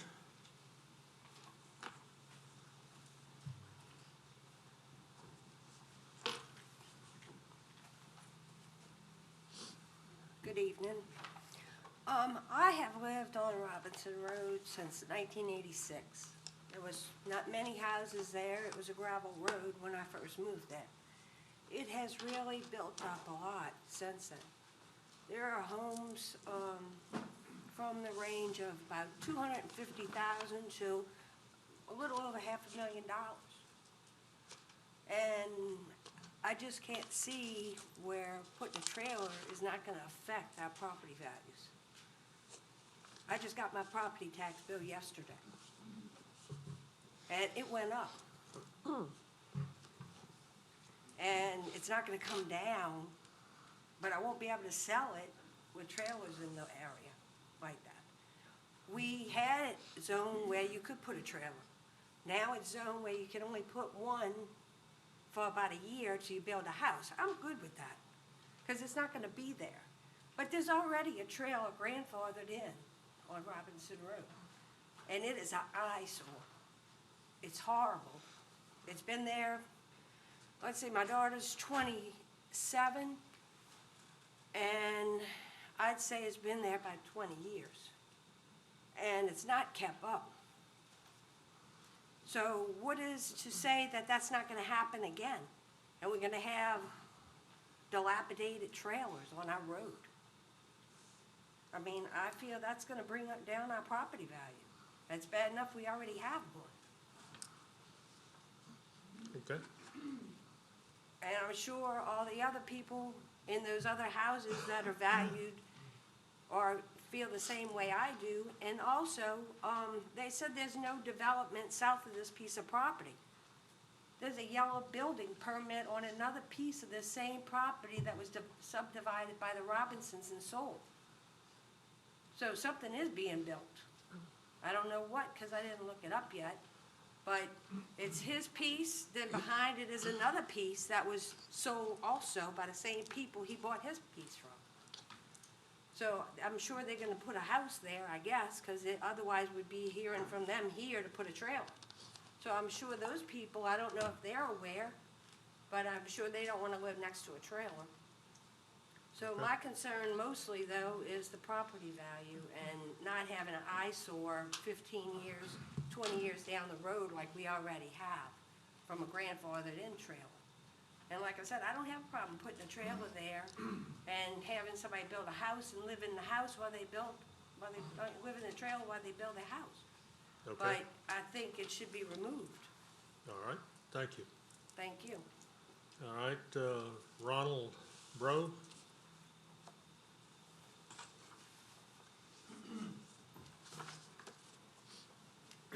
I'm Ronald Bro. I live at 76272 Robinson Road. That's considered the Bennett Woods subdivision. So that road floods pretty bad. So from the flooding, I had to raise my home, come out of pocket, raise it myself. So what that does is, I'm never gonna be able to get the property money, the value out of the house if we start putting trailers all down the road. So there are certain properties that are for sale. If we rezone it, that's gonna open up that door. Most of the neighbors don't wish to have that. We're over 200 signatures on a petition in that area against it.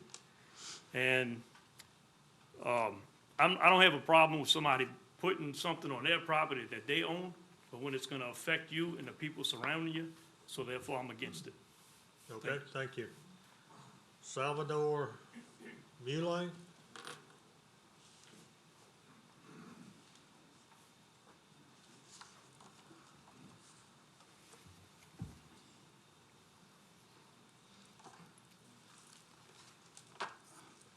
I'm Salvador Muley. I live at 76334 Robinson Road. I purchased the property in 1980 when it was a gravel road leading to this piece of property. And we bought it because we wanted a small rural area. It's 3 acres, and that's plenty enough for me to keep up.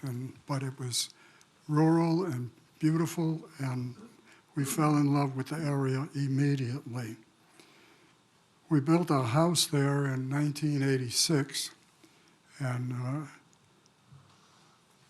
it was at a time when there was development on Robinson Road. And since then, it has continued to grow, and everyone there is taking care of their property, and it's really a beautiful area for us to live in. We moved here permanently in 2005, thanks to Katrina. Even though we had built the house in '86, we came over on weekends to enjoy the area. We we came and moved here in 2005. And the road in that area has just developed where we can be proud of it, and anyone would be proud of living in that area. Now, you heard just 3 months ago a similar case or a similar request. And I'm here again to tell you that I'm asking you to vote this down, because if you vote for it, you're going to be setting a precedent. You found it 3 months ago that this was not the proper way to go, and I think that we have to keep that into consideration of not setting a precedent. Also, there's a safety issue now. This piece of property that Mr. Walder earns is right on the intersection of Robinson Road and Bennett Bridge Road. And it's now starting to cause a little traffic problem. There is some work being done there, and occasionally there's parking out in the street on Robinson Road. And is that anyone trying to make a turn there has to be very careful. I ask that you deny this petition. Otherwise, you're going to be setting a precedent, and I know you don't want to do that. Thank you for your time. Thank you. I've got 2 more cards for people that wish to speak. Jean Ann Mayhall.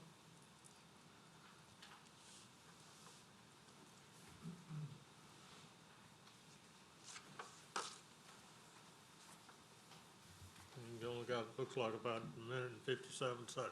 Oh, my goodness, okay.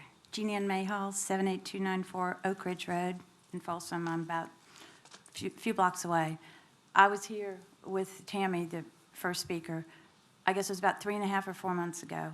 Same exact argument, same exact plea to you guys to please uphold the zoning that you have in place that you did such a super job on, what is it, 2010, 2011?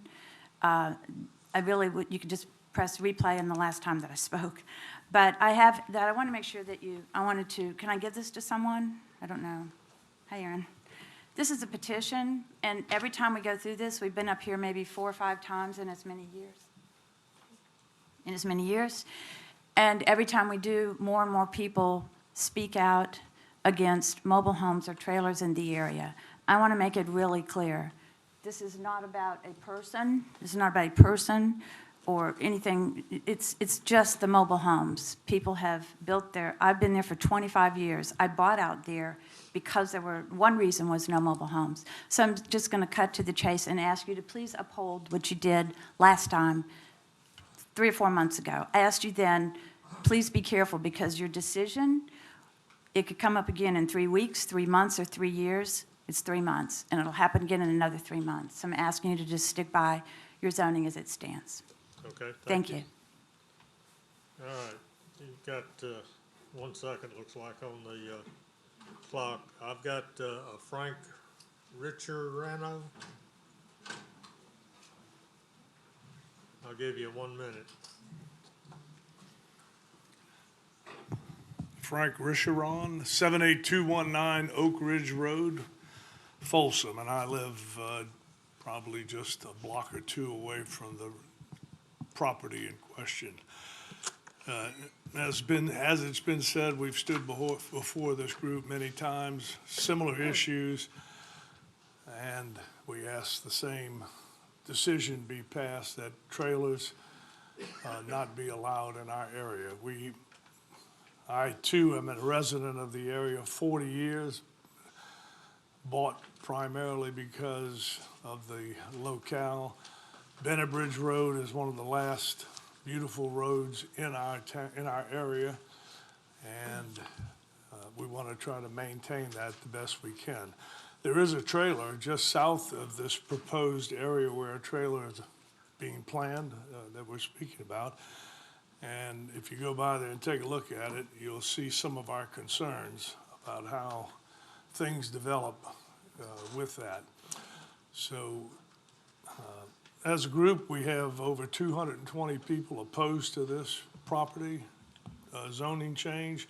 I guess my question to the group is, maybe we can take this on in another discussion period, but why do we have to keep continuing to defend this zoning, A1 zoning in our area?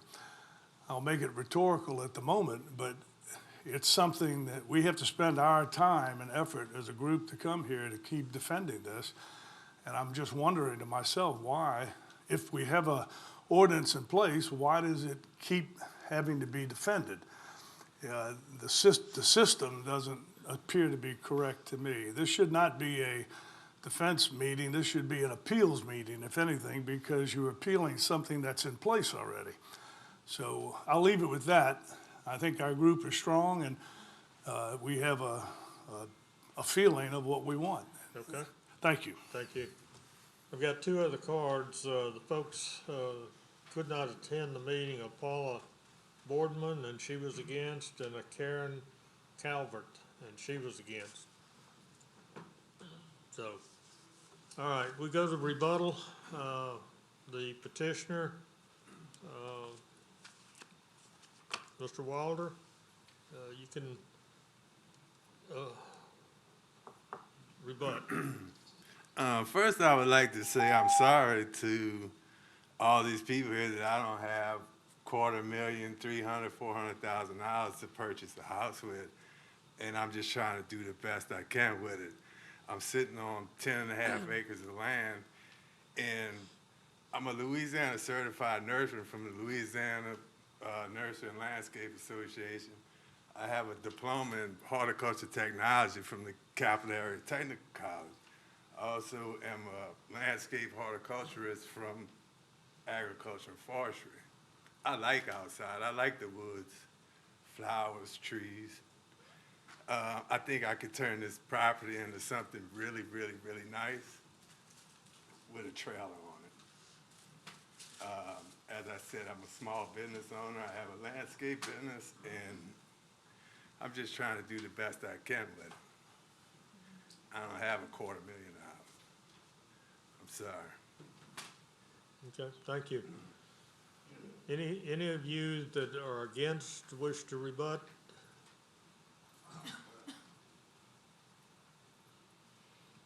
Yes, ma'am. I just want to say again, you know, like I said, I feel like I'm torn in the middle because, you know, it was me that stood before you guys 3 months ago.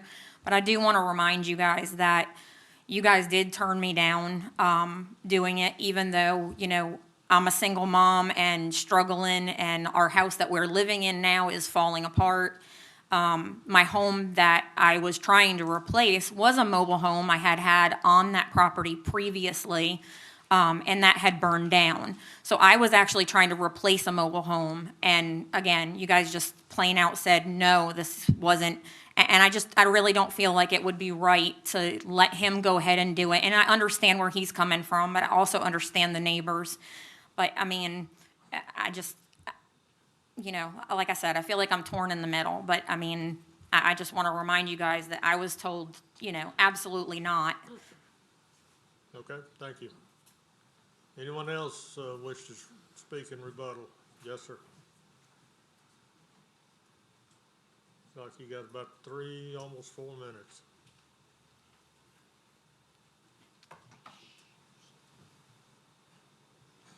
That's what happens when you get to be an old man. I know, I'm an old man with you, and these covers drive me nuts. The only thing I want to emphasize is that when I purchased my property back in 1980, I was told then in no uncertain terms that no trailers would be allowed on that area. And I just emphasize that again. I have no idea when Mr. Walden purchased this property, but I'm sure he was told at that time there would be no trailers. Thank you. Mm-hmm. Yes, sir. Actually, if you look down alongside my property, there's 3 trailers. Wait a minute. I got another gentleman ahead of you. If you look alongside of my property from I've got another gentleman ahead of you.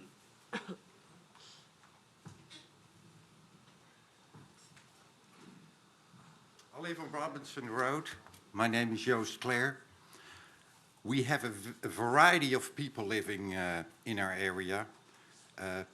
People with a lot of means and people with little houses. But we all have one thing in common. We put all our investment in our property.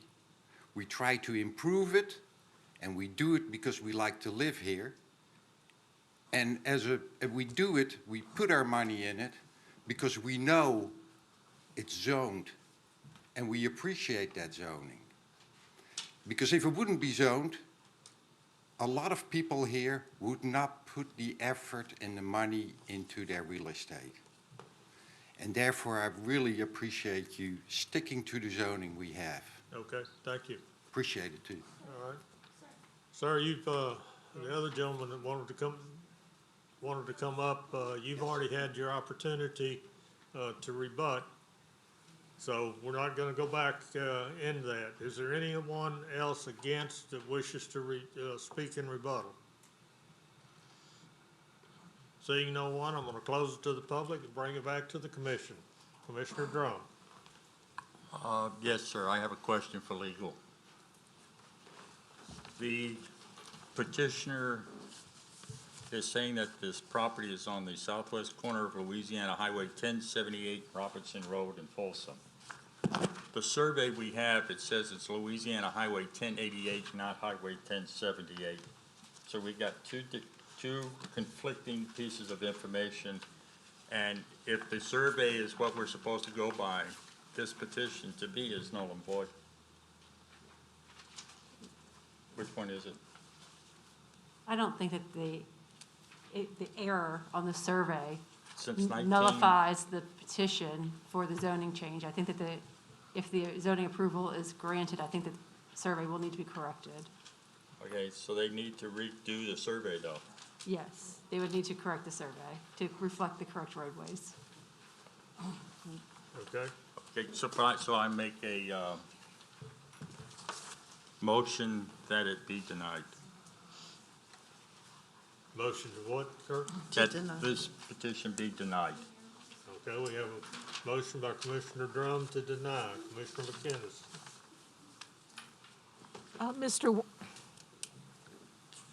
Mr. Walter,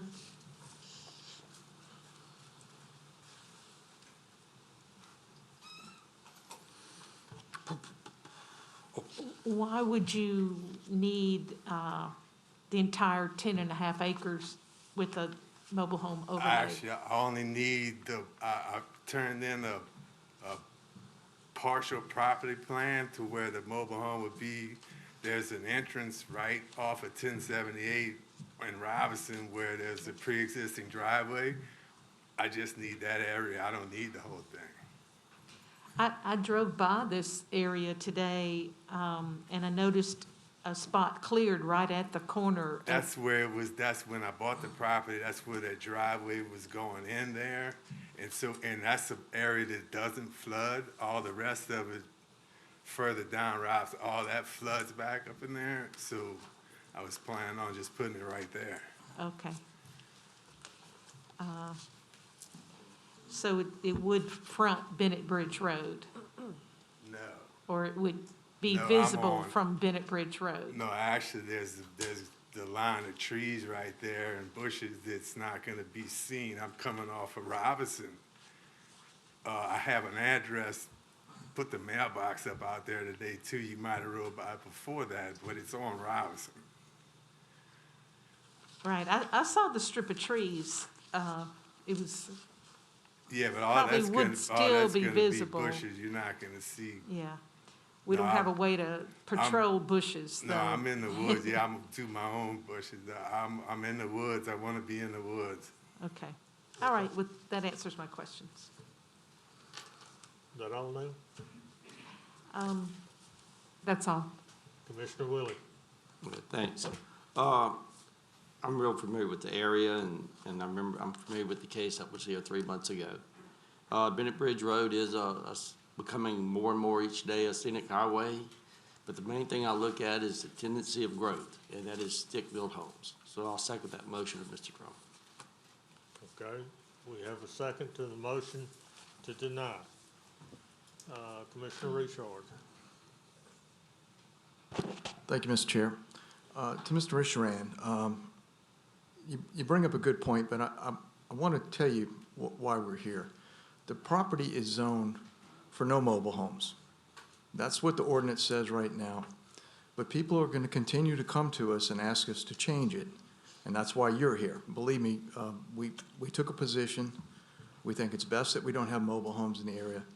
We denied the young lady just a few months ago, and we'd like to be consistent with that, and our plan is to be consistent with that. But understand, a property owner has the right to come and ask. And we have to sit here, listen and understand, hear their point of view, and hear the public. So it's not that we've created a system where we're encouraging them to come and ask for a zoning change. The ordinance is in place where it doesn't allow it. And I just want you to understand that every landowner has the right to spend their money and put the request in. And that's why, as members of the public, we have to stay vigilant. I wish I could say this is a never more ever going to happen, but someone could ask next week and you'll have to pull the petition out again. Thank you. Okay. All right. Any of the commissioners have anything else? Seeing no one in the queue, please vote. The motion on the floor is to deny.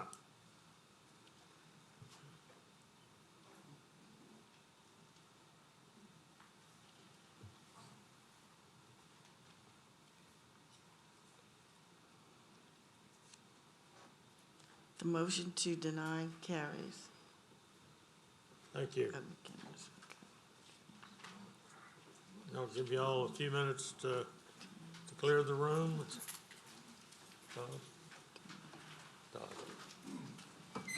Take it for a minute. McKinnis is on. Drum and Will. Huh?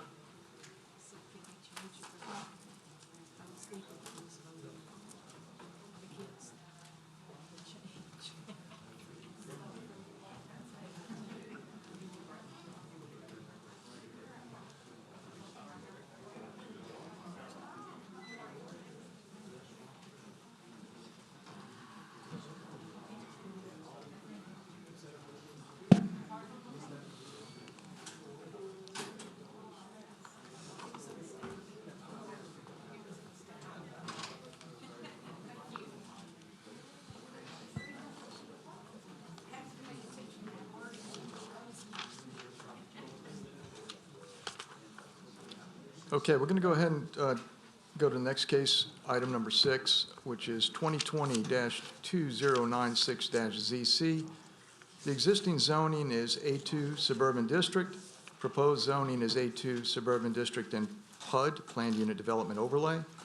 The location, the parcel is located on the east of LA 434 and on the north side of Dixie Ranch Fire Tower Road, Lacombe, Ward 6, District 11. It's 125.65 acres. The petitioner is Jeff Shane. The owner is Weyerhaeuser and our company, Tim Jackson, and it's in Council District 11. Staff? Since 6 and 7 kind of go together, 6 is the petition to rezone the property, 7 is a major amendment. Is there any way we can hear those two together? Yes, we can. I'll go ahead and read item 7 into the record, and we will discuss them together but vote on them separately. Item 7, ZC 07-07-041, a major amendment to the PUD, Planned Unit Development Overlay. The parcel is located on the east of LA 434 and on the north side of Dixie Ranch Fire Tower Road, Lacombe, Ward 6, District 11. Total acres is 973.911 acres. The petitioner is Jeff Shane. The owner is the Weyerhaeuser and our company, Tim Jackson. Staff. The applicant is petitioning to rezone a 125-acre property to the north of Fire Tower Road to add into the existing Tammany PUD to use as a source of fill for the 848-acre PUD that is on the south side of Dixie Ranch Road. The rezoning request will not increase the density that's already in the existing PUD, and the additional land will be utilized for excavation and green space for the existing PUD. Staff would like to note that the applicant will be required to adhere to all applicable parish regulations concerning the use of the fill at the time the application is processed. Thank you, Mr. Shane. Thank you, Mr. Chair, or Vice Chair. Again, for the record, Jeff Shane of the Jones Fussell Law Firm at P.O. Box 1810 in Covington, and I represent Weyerhaeuser and our company, which in this case is both the owner and a proposed developer of this tract. I assume that all of you, of course, have the PUD conceptual plan in your packet. If you could focus on it, I will try to make my presentation brief, but we'll be glad to spend as much time as necessary, certainly to answer any questions. This is simply an addition of 125 plus or minus acres to the PUD, all of which will be green space. There's no suggestion of any increase of density or planning for any lots within that tract. The reason is that my client owns the tract. Much of it is wet and will remain wet. We will not be seeking permits. In the non-wet areas, our hope is to develop ponds or really lakes. I mean, they're large areas, as you can see, that will provide some drainage function for waters that go to the north, because we do have some water that goes to the north.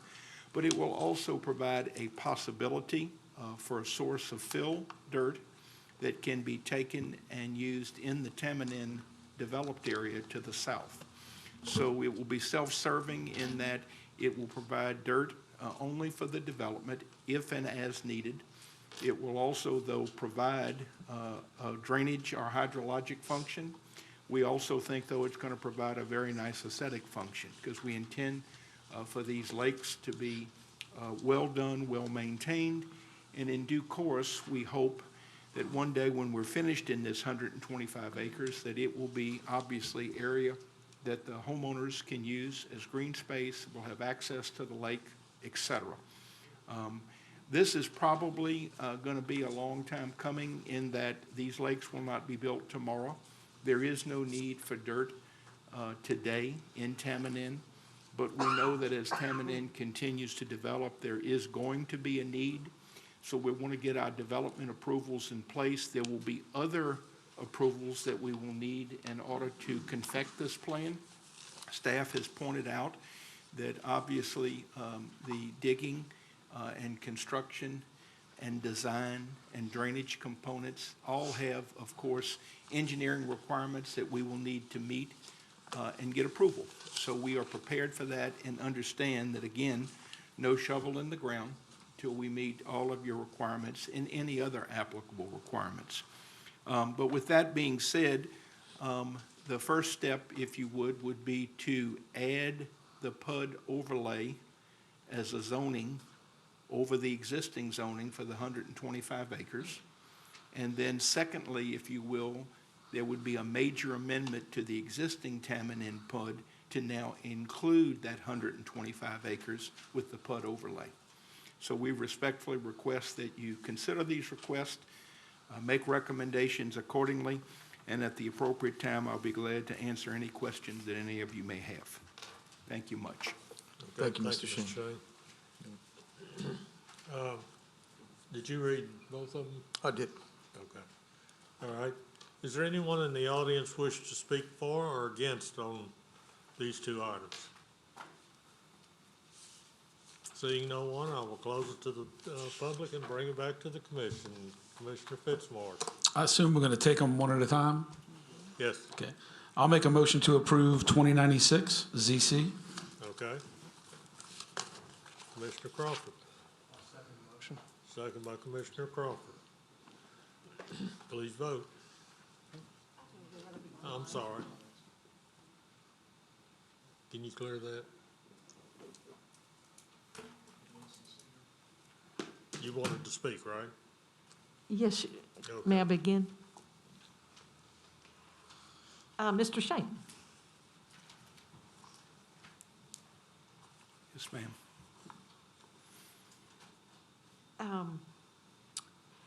I'm confused about this. Why does it need to be part of the PUD at this time? I'm sorry. At this Shouldn't have time. interrupted you. I was just trying to clarify, but why does it Why? need to be part of the existing PUD? Because as part of the PUD, it, number one, can now constitute green space and be a part of the planned development. But it also allows us to use the fill dirt within the development. We are now self-serving, if you will, so that it is not going to be any form of commercial dirt operation or some independent endeavor. We want it to be burdened by the restrictions of the PUD. We don't want the property developed by us or anyone else. We want this to serve the functions that I've outlined earlier, and we think it'll be an important component of the PUD. So based on the objectives that we have, we feel that it should be a part of the PUD. I didn't see, excuse me, I didn't see on the plan that it was labeled as green space. The staff report so indicates, and if we need to amend the plan to so reflect, but there's obviously no plan of development for roads or for lots or units, et cetera. The major amendment clearly indicates that all of it is to be open space, other than the activities that I've mentioned. I'm just astounded at the acreage that's gonna be dredged, I guess is the term, or dug or cleared, or I mean, it rings of dirt pit. What are we talking about here? How deep? How much dirt? And then what? Do you plant trees, or do you? Sure. Is it a lake, or, what's it gonna be? And how does that impact the adjacent wetlands? If you've dug a big hole next to a wetland, you potentially impact those wetlands. Sure. I don't have good, hard answers to those questions because the design has not been done. Kind of sounds a little bit like a broken record Yeah. from discussions earlier this evening. But the first step is to get land use approval to see if the property can be included and made a part of the PUD. I think it would be in the nature of lakes. Again, I tried to suggest that it would be built incrementally so that it would not be that we would go and build both at once or even build one to the full size. It may be that the first thing we will build is a portion of it. As you probably are aware, people can't just build lakes in our parish without getting permits, not only from local government, but also from other agencies that have input, meaning that you must build things to a certain slope, the sides of the lake. And of course, you have to submit calculations as it relates to how much dirt you're going to extract, what the consequences are going to be as it relates to the surrounding wetlands, habitat, things of that nature. So those are valid points, but things that won't be endeavored until we actually get ready to take on the construction of the lakes. Where was the dirt gonna come from before the developer identified this new source of dirt? Is this, when we originally approved and I guess we went through, has it gone through preliminary or just tentative? A section of it has gone through preliminary, yes. Actually, a couple of sections. You have the commercial or institutional area out by 434, where we have the school and other public buildings. That obviously has received preliminary. And then, of course, we have residential section that has been approved as well, and that will be purchased, and single-family homes will be built on it in the future. So just certain phases have been through preliminary?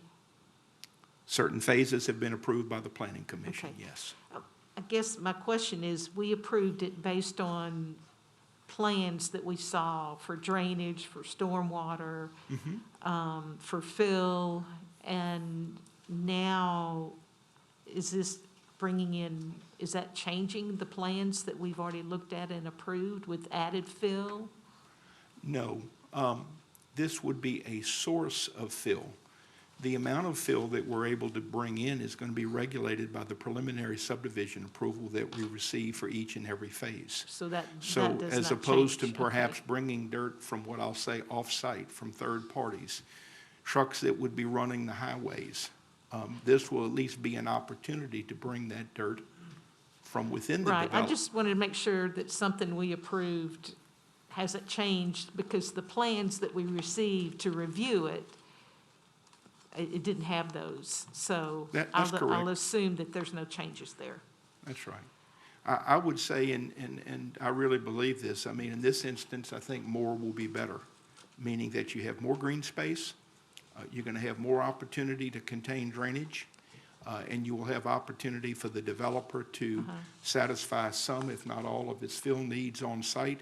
But the standards as to whether or not how much fill and where the fill goes, et cetera, that's going to be controlled by the preliminary subdivision approval granted for each phase. So that's going to control irrespective of what happens to this parcel.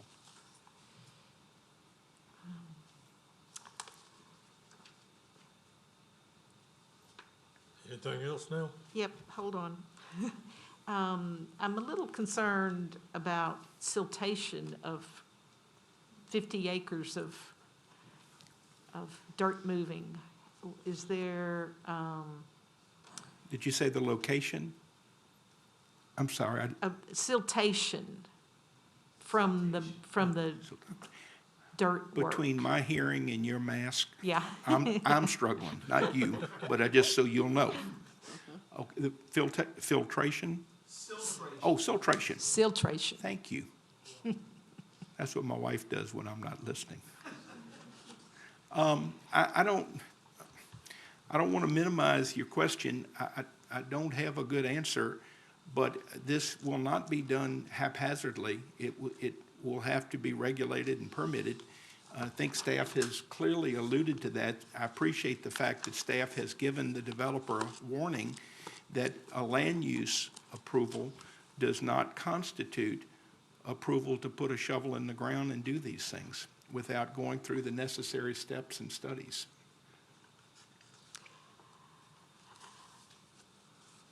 Okay, that's all I have for you, Jeff. Thank you. From the commissioners, I just want us to realize we're talking about a huge area of dirt moving, and we have zoning for dirt pits. So I just think it does bear some consideration. Could I make one comment? Sure. And I should have, and I know you're aware of this, but since I know the public is behind me and listening at home, this approval does not allow for any commercial excavation of dirt. This does not make this a dirt pit. This is green space in a PUD that can only be used for the purposes designated. So I don't want there to be some belief that if something goes awry that we're going to be in the dirt selling business or dirt hauling business for other developers or other people. That's not what this use would allow. It would be illegal. Staff, correct me. And I didn't mean to imply that. I'm Okay, just well- saying it's still a hole in the ground. Well, it is. But I would also tell you, I think if this had been a part of the original PUD, I think hopefully the smiles would have even been brighter because you'd have seen another 125 acres of green space. Possibly so. Thank you. I'm done now. Okay. Before I called for the vote a minute ago, Commissioner Ritz. Quick question for staff. This is, at some point, looks like it could be a sizable development, the way it's building. And one of the mistakes we've made throughout the parish at our development is the lack of road planning ahead of time. Is there anything in this area that we're doing any different or any better that we don't end up the same way? That the only thing we have is 434, and at some point it'll be like 59, it'll be like 1088, it'll be like all. Do we have anything in that area where we're doing a better job of planning for the future? And that's for staff. As far as For federal, roadways. federal highway improvement? or- Well, but we always tend to go to the state and we go to the federal looking for money, but the parish doesn't seem to have a plan, or it's not obvious to me that we've used one for some time, that we tend to keep building, and then eventually we have a subdivision where now we can't put a road in, that we need north, south, east, west roads. And the developments in this area is pretty still open to development, but I don't see it staying that way for a long time, the way things are going.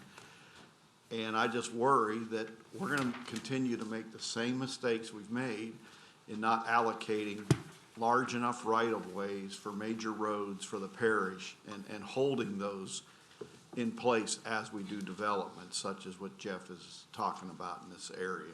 Is there anything underway for that? May I I'm not, address that? go ahead. Go ahead. May I? Yeah, go ahead. Yes, sir. If you'll take a look at the PUD plan that I've given you, and I should have mentioned this earlier, but this is one time I do have a hard answer to the good question. Yes, the state is planning a massive improvement for Highway 434. In fact, the right-of-way acquisition is beginning, and you will see how it traverses this property. In fact, it's going to cut across the northwest corner of our PUD. That is a project that has been on the books and been funded, I may be mistaken, but maybe 25 years or so by the state, and now it's finally rolling out. We have been engaged, the developer, with the state as it relates to the location of the highway. So 434 has some very real improvements on the way, and as I say, the design and acquisition process is beginning now. So that's kind of the north-south route, I guess you'd be saying, huh? What Yes, would sir. be. But, so again, it gets back to, we've got I-12 we could say is an east-west road, but it's the only thing we have because the parish has no roadways. We rely on the state in this area for 22, I-12. You gotta go, we just haven't done the kind of job, it seems like, of the other arterial roads besides the state roads that we need to have in place, or at least planned for. And that as these developments are going in, if each of the developments is providing a certain amount of roadway as we go, as part of that development, at least the right-of-ways are secured during the process, it's somewhere down the road, we have the ability to put a road in if we need to, but we just haven't done that, as far as I see. And judging from the traffic in the area, I would say it's pretty obvious we haven't done a very good job. And that's what I'm looking for. I'm just planting that seed that we can't just keep building nice big subdivisions, thinking of them all by themselves, and that's it. And I don't know where that changes. You know, there was a major road plan at one time, and I don't know if it's being updated as far as part of what's going on right now with but somewhere that message has to make sure we're getting that through. So I don't know if that's through staff here that you share that back but we gotta do something better. Ken, let me kind of jump in here. There's New Directions 2040 cranking up, and I think the first meeting's gonna be in January, if I remember right. And the council and the parish president will be appointing people to serve on that, as well as the general public. So hopefully, with everybody, you know, going along on this, the only thing going east and west, north is Highway 36 right now. Yeah. So, you know, but hopefully that, you know, people are listening. All right, is there any commissioner that wishes to speak before we vote on 2096? Please vote.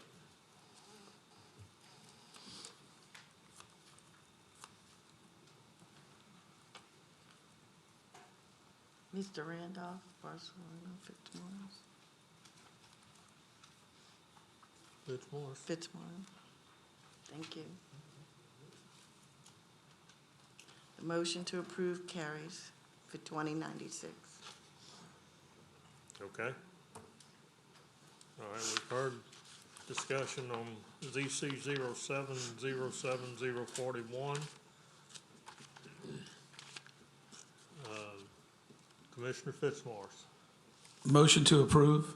Motion by Commissioner Fitzmaurice to approve. Commissioner Seeger. Second. Second by Commissioner Seeger. Any further discussion? Please vote.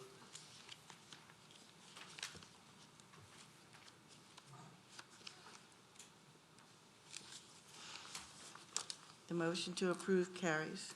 Thank you. All right. Item 8 is 2020-2098-ZC. Existing zoning is A1 Suburban District. Proposed zoning is NC1 Professional Office District. Location, parcel located on the west side of Louisiana Highway 1077, south of US Highway 190, Covington, Ward 1, District 3. It's 2 acres. Petitioner is Jeff Shane. Owner is Wingfield Real Estate Company, LLC, Barbara Wingfield, Council District 3. Staff? The subject property is currently undeveloped and surrounded by properties zoned A2 and A1 Suburban District. The purpose of the NC1 zoning classification is to provide for the location of small-scale services in close proximity to residential developments. While there are a few existing neighborhood-scale services to the north of the petition property along Highway 1077, staff notes that rezoning residential property to accommodate commercial use may be out of character for the immediate area. Okay. Mr. Shane. Thank you, Mr. Chair. Again, for the record, Jeff Shane of the Jones Fussell Law Firm at P.O. Box 1810 in Covington. I represent the petitioners and prospective purchasers of this property. Amy and Dustin Dixon are with me this evening. And of course, we come before you seeking rezoning of 2 acres of the 15 acres that they hope to purchase to NC1. If you could, I would like you to take a look at what I see to be the last page of your staff report. It should be the survey that shows parcel B1 and parcel B2. I assume everyone has that in their packet. The property in question to be rezoned is parcel B2, but my clients, in fact, are buying the entirety of B1 and B2. It's actually not formally re-subdivided. It's one tract of 15.07 acres. We had this zoning sketch done because we only wish to zone the front 2 acres, where my clients hope and intend to build a not-to-exceed 5,000 square foot sports physical therapy clinic.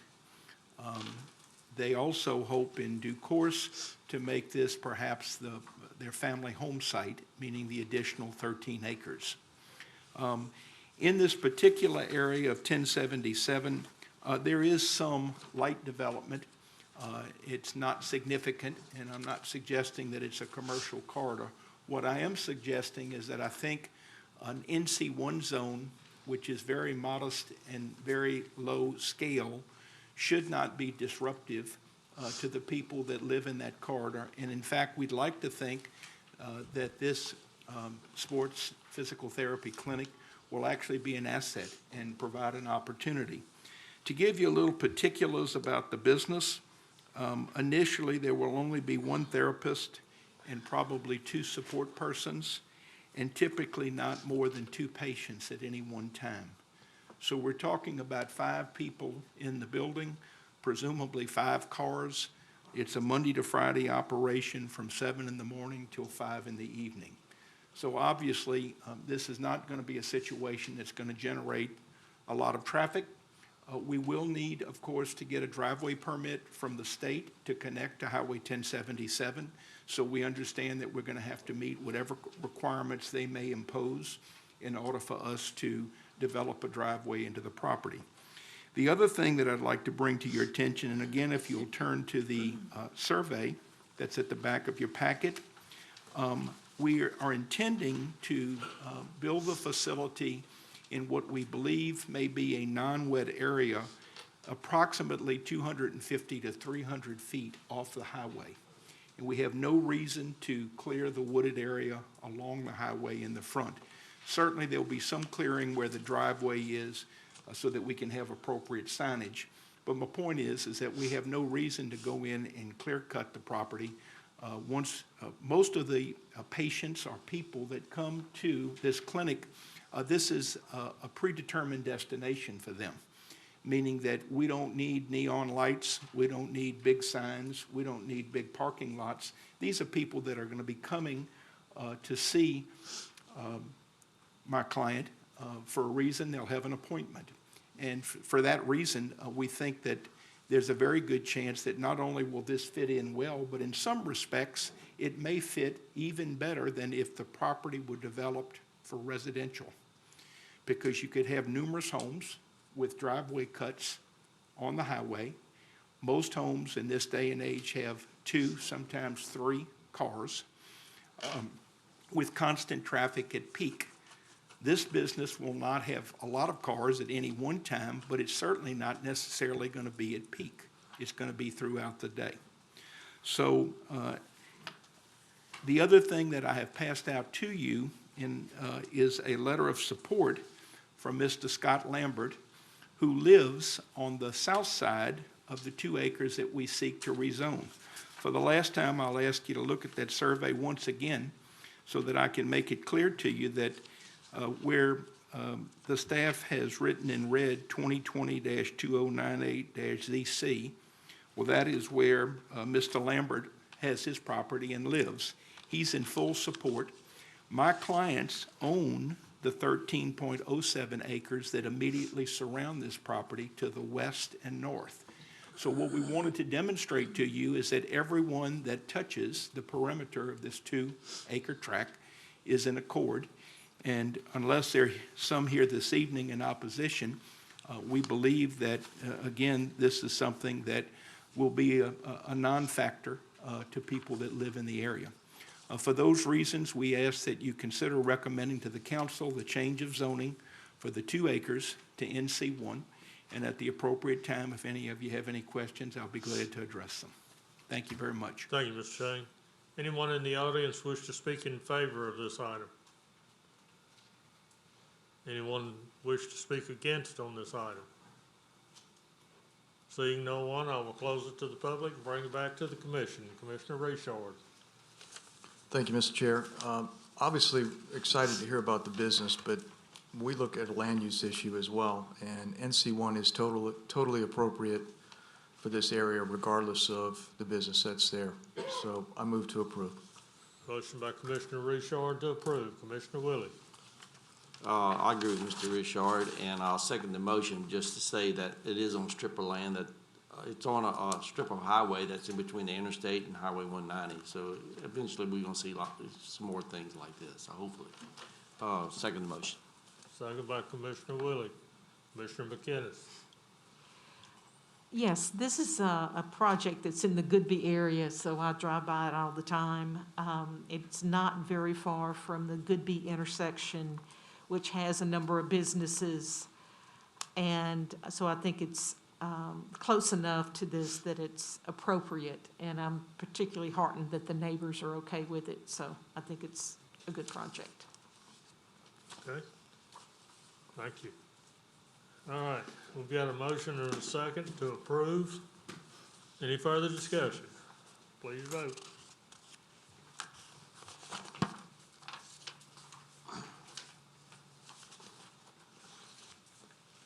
The motion to approve carries. Thank you. Welcome.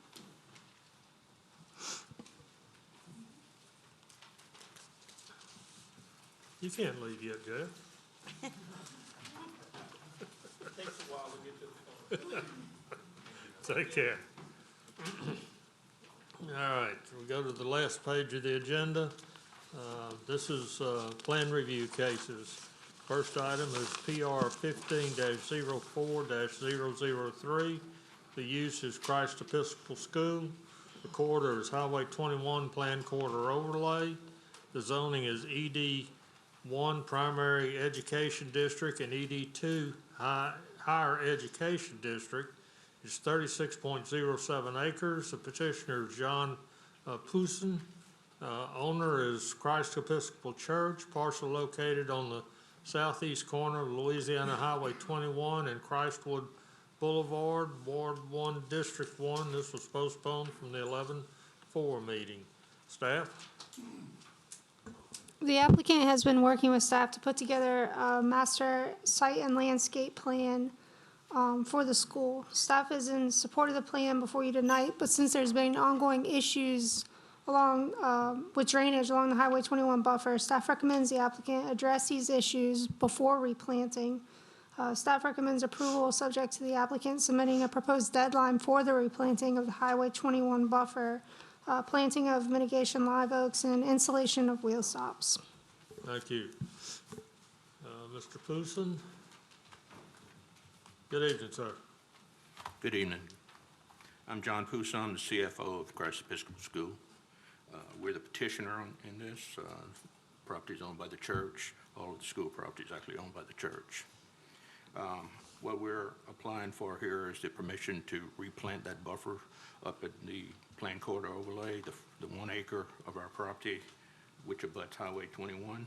There are other parts of this which allows us to not allows us to, but requires us to landscape other parts of the property, which we need to do some catching up from a lot of other projects that we've been putting together. So that's all included in here. There's some drainage issues which were mentioned in the comments. We're working on those. Right now we had a survey on the front piece of property, which it was an issue because of wet feet for the trees, killed a lot of trees. The survey is finished. It's submitted to the engineer who will engineer a plan to improve the drainage on the highway. Now, please understand we have to work with the state on this because some of the problem is state problem. But we've advanced on that. Other areas of drainage having to do with the new building that we're building, that's been worked on. Since this last meeting when we were postponed, we've made substantial progress on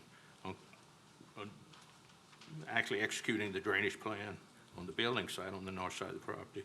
After all that's done, then we have the south end of the property, which right now is the least problematic as far as drainage, but it's on the list, and we commit to the parish to have a actual time frame where we get it all done.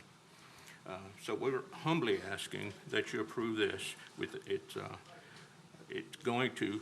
We've been wanting to improve that. We know it's an eyesore, but we need to get this step out of the way to do that. And I'm ready for any questions. Okay, thank you. Let's see if there's anybody that has, in the audience that wishes to speak either for or against. Seeing no one, I will. Mr. Chairman. Rick?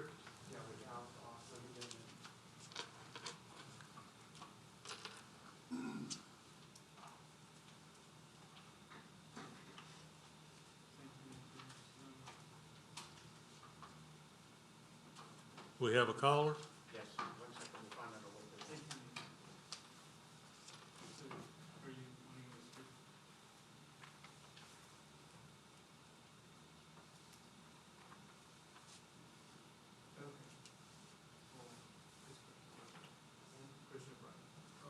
It's the next case. Pardon? The next case. The next case, okay, all right. All right, so I see no one wishing to speak for or against. I'm gonna close it to the public and bring it back to the commission. Commissioner Seeger. Move to approve. Motion by Commissioner Seeger to approve. Commissioner Fitzmaurice. Second by Commissioner Fitzmaurice. Commissioner Richard. Excuse me, that motion to approve is subject to staff comments, so staff asked for you to provide them with a deadline, and you agreed to do that. We agree to do that. We're going to work closely with it. It's definitely in our best interest. Thank you. Okay. I've got a question, and my memory may not be as good as it used to be, but didn't we have a discussion in another case where there was some field lighting and it was bothering the residents that were along here? Did that ever get taken care of, or? We adjusted lighting somewhat, but it was our lighting was approved, and it went through the process here, and we haven't had any complaints since. Okay. And internally, we've changed our operational hours to try to impose as little burden as we can on the neighbors. Now, at the time, when we had the lighting issue, the planned corridor overlay included the whole piece of property, which was 36 acres. So everything that away from the highway was subject to planned corridor overlay rules, which we had misunderstood, and we got ourselves in that pickle. Right now, the planned corridor overlay only concerns the first. So everybody's happy on the light? Well, Okay, thank you. We haven't had any complaints, but, But Okay, we've got a motion and a second to approve. Please vote.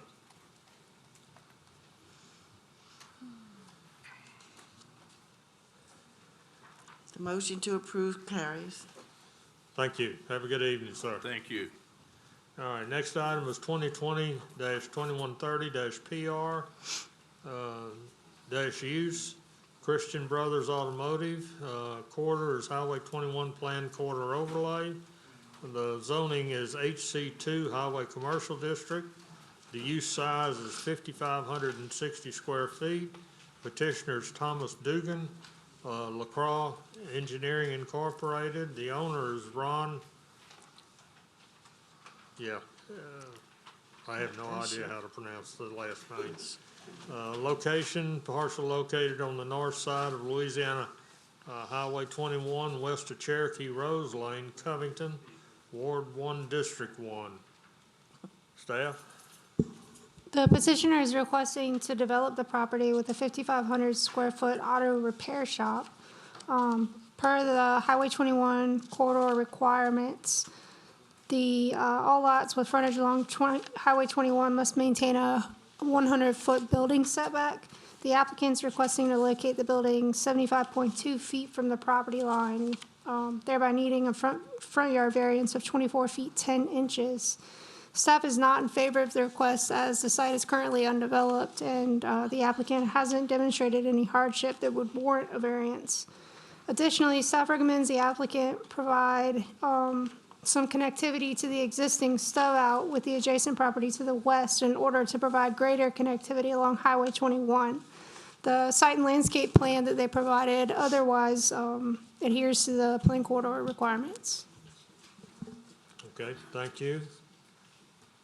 Ron, are you in the audience? So they're for it from NECDA? Okay, Well, thank you. I believe the petitioner's on the phone. okay. Well, there's someone on the phone that wants to speak after the petition.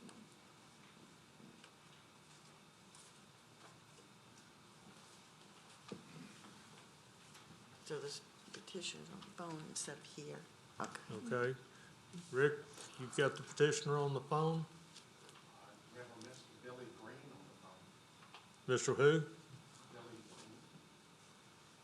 Green. No, that's not the petitioner. Pardon? Can you ask him? Can you ask? Yes, are you representing?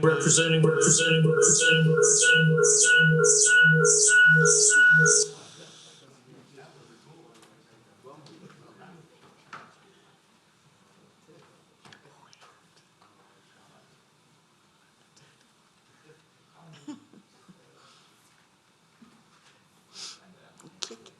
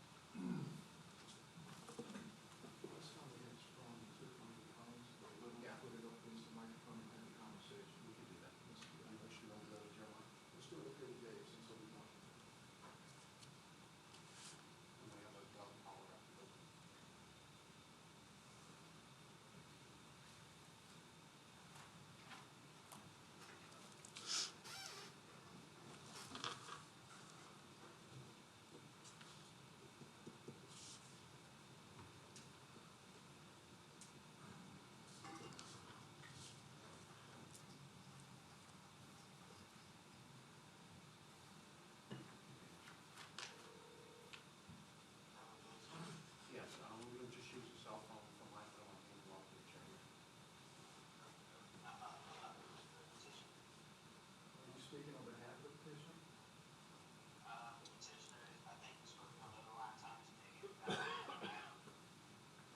Right now, you're the only one on the line, sir.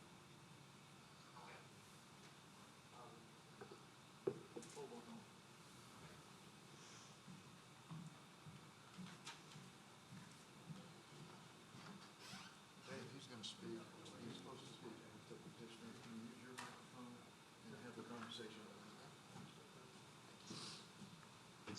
You're Mr. Green? Yes, I am. Hey, how are you?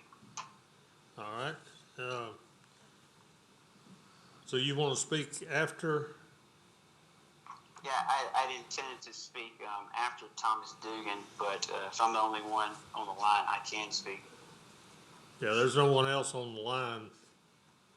Okay. Okay, so All right. go ahead. All right, so I'm Billy Green. I'm a property procurement manager with Christian Brothers Automotive.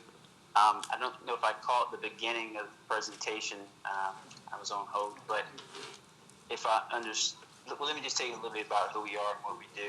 We're a light automotive repair facility. We first opened in 1982. We've got over 229 stores open across the country. We handle mostly post-warranty work. That's brakes, shocks, tune-ups, diagnostics, check engine lights, AC service, drivetrain, oil changes. So we're basically a warranty level service provider. So when a vehicle goes past its warranty, instead of taking it to a dealership where prices tend to be higher, you can bring your vehicle to us for dealership service without the wait and the additional cost. Our hours of operation are 7 a.m. to 7 p.m. We're not open on weekends after the first 180 days of operation. And we also have a shuttle that will pick you up, to take customers where they need to go after dropping off their vehicles, and then we can pick them up after their repair is completed. Concerning the setback issue, I think I got the tail end concerning the hardship. The hardship in this case is that we're not asking for variance to move closer to the property line for nefarious reasons, or to be in front of the adjacent properties to our east and west. What we're actually asking is relief to put our building in line with our adjacent properties. And I believe that one reason why the 100 feet setback will place us behind our neighboring properties on both sides could be because of the way the property line is drawn to our property to the north or to the east. And that property line is closer to the road than what ours is. Ours kind of sits back a little bit further north. So that's one item I would like to address. Also, I think there was a comment made about providing connectivity. Christian Brothers is kind of, we kind of don't have an interest in doing so. And that's just due to, we've had a property in Florida that we were bound by the same issue, and it really just ended up being a big problem. For one, it's telling us that we have to tell an adjacent property owner we will be forcing them to provide connectivity. First of all, we don't know, we can't control what they will and will not allow. And since that is the case, even if they were to agree, it becomes a lot of legal back and forth on maintenance costs in general, insurance. It just ends up being a big fiasco that we really aren't interested in doing, considering that this property seems to have adequate space to have our own entrance, and there's really no conductivity or continuity with a medical office from the standpoint of sharing an entrance. Mr. Green, it sounds to me like I don't know where the gentleman Ron, and I can't pronounce his last name, but it sounds to me like y'all need to come in and get with staff and go over this, because this planned corridor overlay has been in existence for quite some time. And there's a couple of folks here in the audience that wish to speak against this proposal. And I would suggest you stay on the line so that you can hear their comments, and then you'll have an opportunity to rebut from what they say. Okay? Sounds good. Okay. All right. Greg Lucan.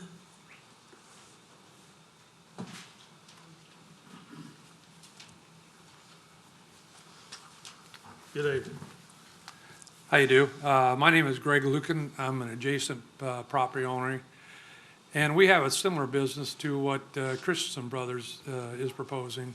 And it's not that I'm against competition or anything like that, but if you go back 10 years ago, and I wish Marty Dean was here to, kind of confirm what I'm saying, but 10 years ago when we opened up our business, one of the major concerns was noise being generated from our business and how it would affect the medical offices around them and also the property owners behind us. So we had proposed a open bay procedure, or actually an open bay concept, kind of like most automotives are, where you've got your either your 10 bays that you just drive in from the outside, or in some cases, they could be 5 bays on each side. And because of the noise concern, what we had to do to even, it took us 2 years to get final approval, is we had to construct our business such that there's no bays even exposed to the outside. There's one door in and one door out, and all the noise and everything in all of our bays are concentrated inside the building itself. And with that setup, it concentrates the noise inside the building instead of anything going out to the office buildings or going out to the neighborhoods behind. In fact, we also agreed to a 70-foot buffer behind the backside of our building, so we've got a lot of space behind us and the residential area, so that there isn't any noise back there.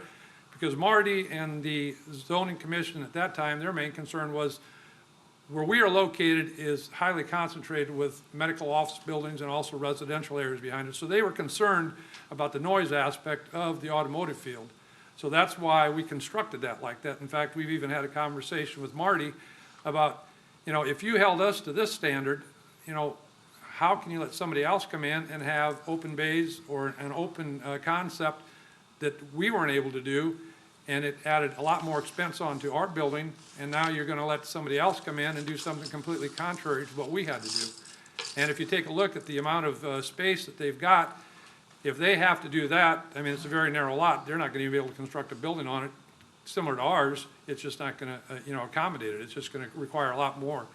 I look at, when we first did this, we looked at the planning commission, a lot of things I looked at, and one thing I really don't understand is why they want to have a high concentration of automotive repair in one specific area instead of, the way it is now is we're probably about the only one in the area, in that particular area, around the office buildings and around the residential area. If you go down 21 toward the interstate, yes, you've got a 5-minute oil change, you've got a Goodyear, and you've even got another automotive place that's opened up by AutoZone. But the thing is, it's spread out. You aren't concentrating 2 automotive repair businesses, one right next to the other in the same area where 10 years ago the concern was the noise that was going to be generated from these automotive businesses. So, if they come in and if you approve theirs, you've also got to look at them the way that you looked at us, and they're going to have to construct their building in a similar fashion that they aren't going to have the exposed bays to the outside, just like we couldn't, and keep that noise concentrated inside the building. Okay, thank you.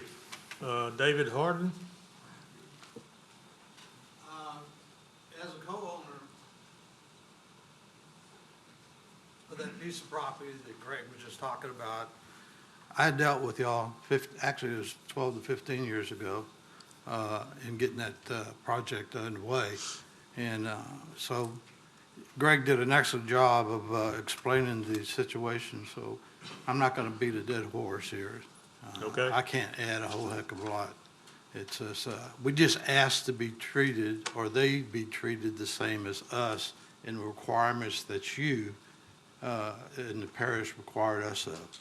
Thank you. Okay. I've got another card here on a Thomas Duggan. That's the petition. Dugan. That's the petition. Rick, I don't know if we can.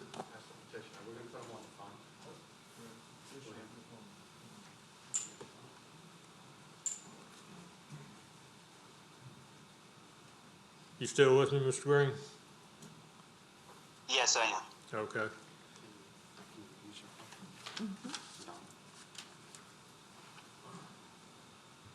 Mr. Dugan, we're having to call him back. We're having problems with the bridge, apparently. Yes. Yep.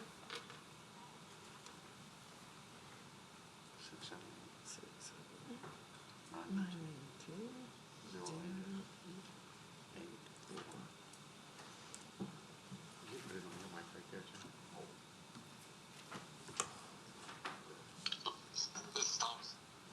Mr. Duggan? Yes. This is Dave Doherty with St. Tammany Planning and Zoning. How are you doing? Fine. You wanted to speak? Yes, I was the petitioner for this project. I'm with the Pro Engineering. We're the civil engineer representing Christian Brothers Automotive, and we put together the site plan. So regarding the variance that we're requesting, shifting the building towards the road, obviously Christian Brothers wants that to be in line with the existing buildings, but it does provide a benefit to the residential properties to the north. It provides an additional 25 or so feet of between the proposed building and those residences. So while we are encroaching into that building setback, we aren't changing the aesthetics along the highway, and it provides some additional benefit to the residents behind us. Regarding the building and the adjacent automotive repair facility, the rear of our building will actually be further away from those residences than the existing building. So we aren't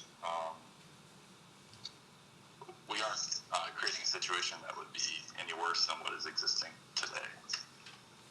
Okay, and you're representing Christian Brothers? I'm with LaCroix Engineering. We're the civil engineer for Christian Brothers, so we are working with Billy Green. Okay, all right.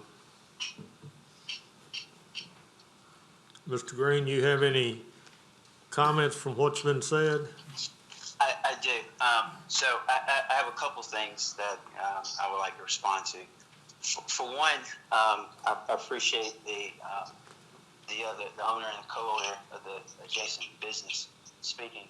But to my understanding, we're not really here to I didn't think this was going to be so much as a conversation about our use or zoning. This isn't a rezoning case. We're already zoned to be there. To my understanding, it already allows our use. So. It allows the use, but it's in what we call a planned corridor overlay. Right. And you have to comply with the rules and regulations of the overlay as well. Right, I understand that. So I think when we met before, I don't remember anything being mentioned. I don't have in my notes anything about bay doors and restriction on which way they could be facing and internal doors, how many doors. So I'm a little confused on that because I don't remember that in the ordinance or being discussed. You know, there seems to be enough back and forth here that it might be in everybody's best interest, since you're trying to bring a business in, but we've got a similar business right next door to you that had to adhere to, I want to say, some additional rules and regulations. It might be better if we postpone this and let everybody get together with our staff so that we get this thing right the first time. Would you be objecting to that? I'm not objecting. I just felt that the staff has already looked at it, and now we have possibly, and no offense, but a competitor now interjecting after staff has already looked at this particular project. I'm not objecting. It's just, it seems. Okay. Well, it seems to me, and I can close to the public and bring it back to the commission, but it seems to me like possibly staff was not aware of the restrictions that were placed on the building or the business next to you.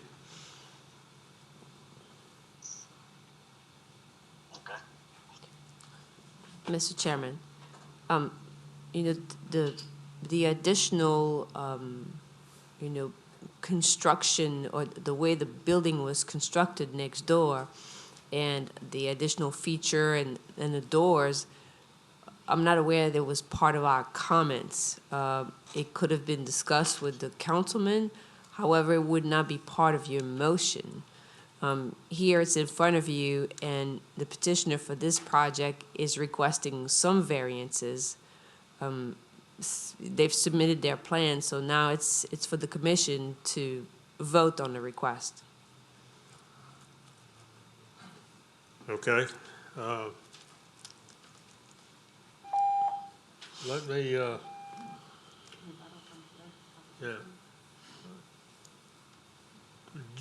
Gentleman back there, would you come back up to the mic and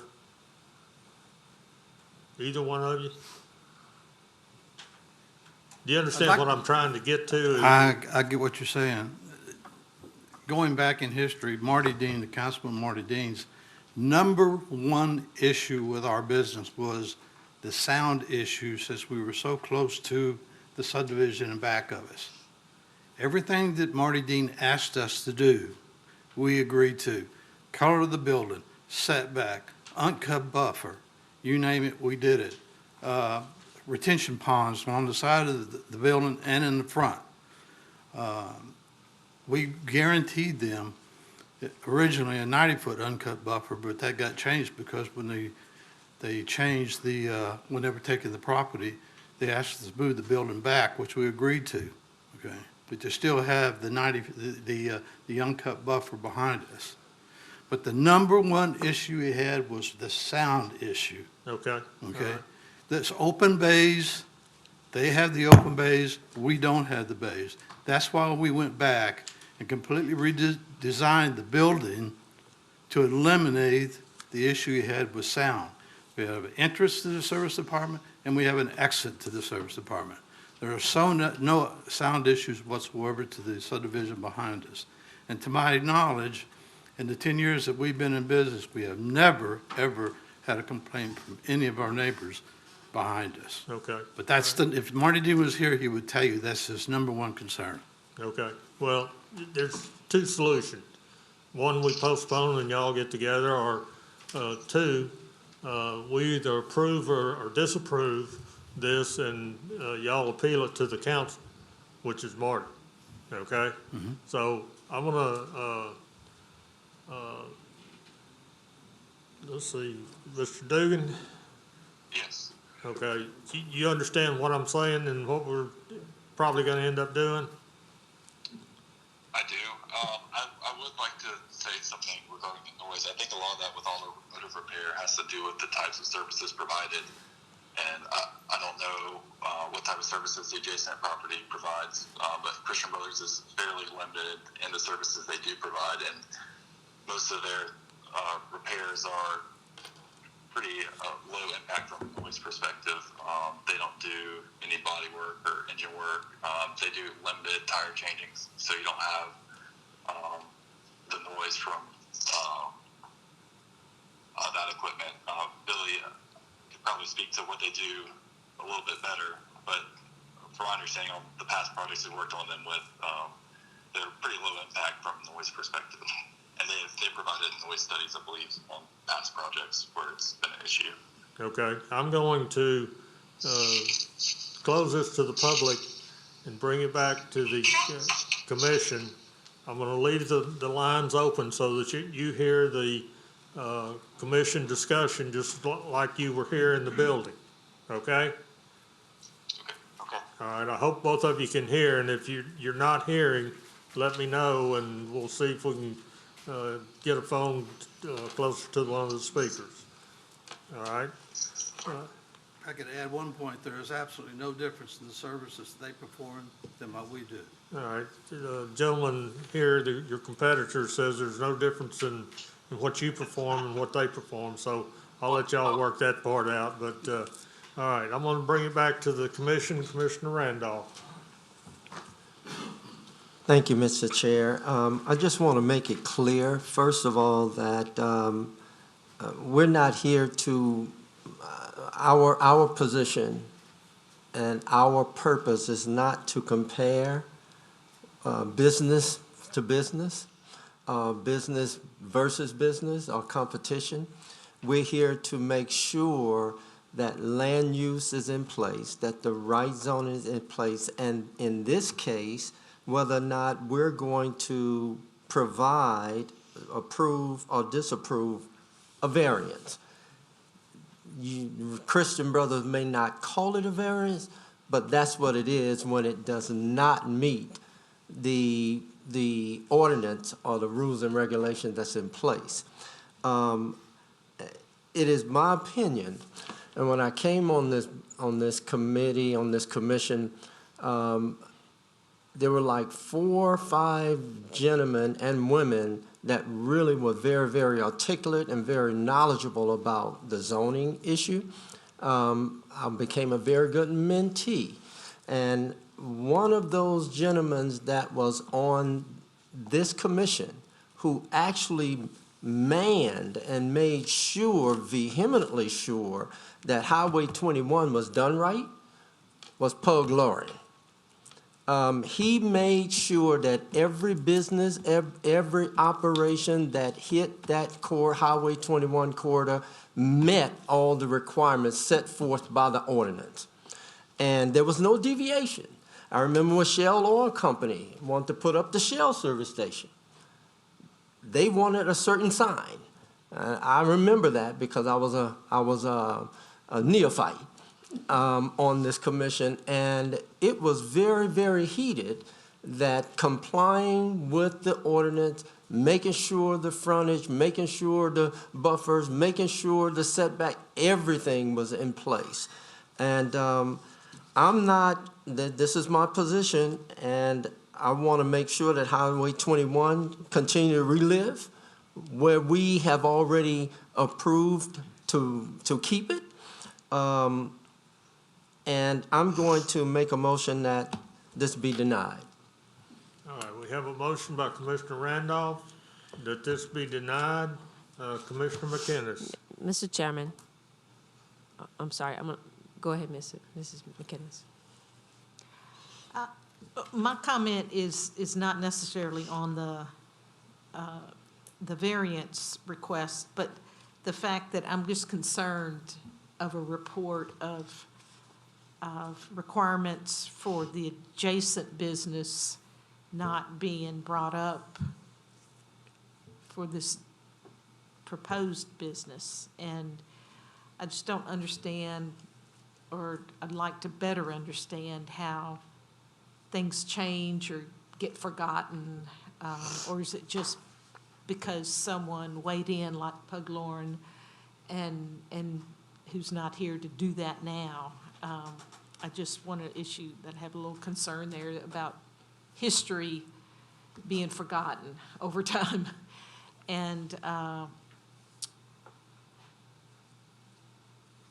but I do feel that asking for the variance,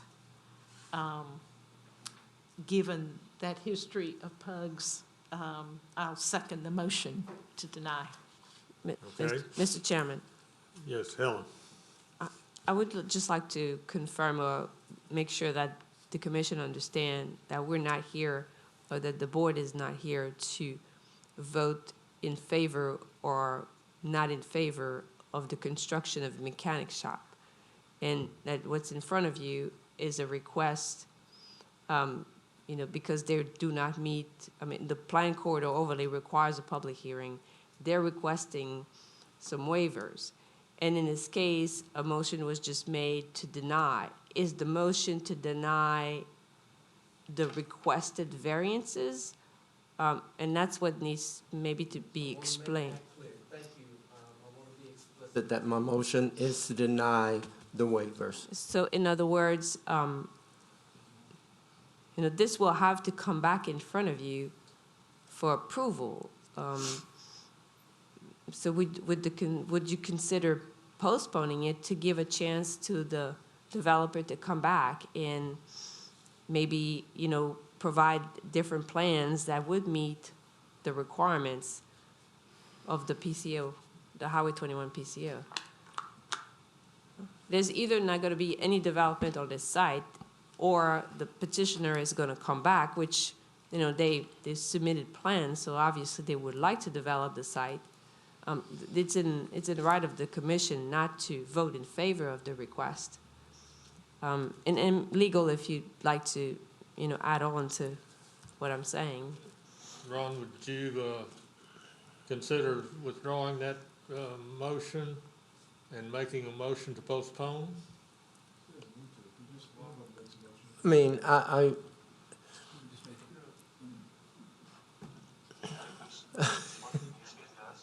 No, hang on. Let me go to Commissioner Fitzmaurice. I'll make a motion to postpone. I understand there's multiple variances here, so opportunities need to be given for the potential developer to work through issues with the staff. So a motion to postpone. Motion to postpone by. Which will take precedent over the motion Yeah, right. to deny. Motion by Commissioner Fitzmaurice to postpone. Commissioner Randolph, you're next in the queue. Well, in my opinion, I think those things should have been worked out already with the staff. Well, When, apparently it when, wasn't. well, I know, that's why it's here. Okay. But to give it another opportunity, what else can they come up with that's going to satisfy Highway 21 plan corridor overlay? They can provide a plan that, showing that the building is gonna be 100 foot from the front property line, and, basically just provide a plan that is gonna be in accordance with the regulation along Highway 21 and come back in front of this board. As I said, it requires public hearing. So it's, if you decide to move forward and deny it, they will have to come back and reapply. Okay, all right. But maybe just to make it. I'll second, if it's appropriate, legal, that I can second this motion To postpone? to postpone. Yeah. You So can, you can withdraw your motion that's on the floor that's been seconded, and then if you want to second the motion to postpone, you can do that. Well, his postponement will override my motion, right? Right, but if you want to be the Okay. one to second, you should. Okay, Second, the Okay. motion to postpone. okay. Okay. Yeah. So Commissioner Richard, you're seconding the motion to postpone. All right. Anything else, Commissioner Randolph? Mr. Willie wants to speak. Commissioner Willie? Yeah, well, Mr. Richard jumped, I was gonna second that motion to postpone, but I had a question. In regards that those open bays, I know it has nothing to do with the variance, but that's what's being held up here a little bit. Is there anything in our regulations stating that, business in that zoning has to have open or closed bays? I know No. Mr. Dean, kinda like, I don't know if it was a gentleman's agreement or in writing, but is it a regulation that you gotta be closed bays? It's not in our ordinance. Okay. If there's a noise issue, then, code enforcement will be called and we'll have to go and Right, investigate. Right, but there's no regulation or rule in the ordinance saying that we gotta have closed bays or design a building. Not that I'm aware Okay. of, sir. I'll second the motion. Well, Todd already did it. All right, thanks. Okay. Commissioner Drum, you have something to say? Yes, sir. When they come back to discuss, then they send somebody here to discuss it in front of us instead of over a telephone. I would like to also have them meet the same requirements as these gentlemen out here on the floor had. I mean, you don't whip one understand. child for one thing and then let the other one get away with it. Right, right. Now, I understand, and it'll be up to staff to get hold of the, The requirements from the first group. right. Okay. But I would like to confirm with legal that, and if I'm not mistaken, the board is here to vote on the requirements of Highway 21, and I'm not aware if they're allowed to add any additional requirements based on, closing the doors or the material used for the building.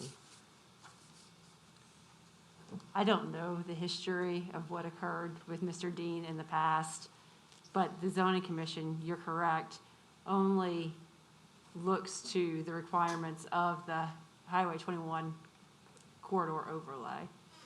They cannot add restrictions. However, if there are variances requested and the commission wanted to discuss other requirements of the developer while it considered the variance, that may be within the commission's purview. Correct. All right. My suggestion, Chair, is that we vote on the motion to postpone and let all the parties get together, including the councilman. So if there's no further discussion from the commission, pardon me? 1 month. Okay. All right, we have a motion on the floor to postpone for 1 month. Please vote.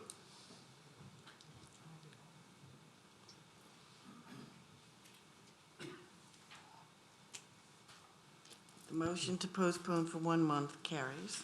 Okay. All right. You gentlemen on the phone, you understand what we've just done?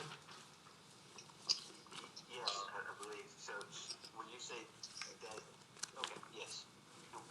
We'll discuss with staff concerning getting a plan that. Okay, all right, good deal. I want to all right, I want to disconnect you. All right, then good evening to you and thank you.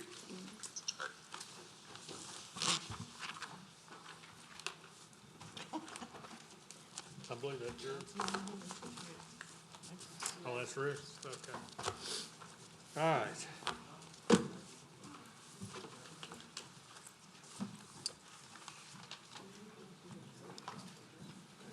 All right.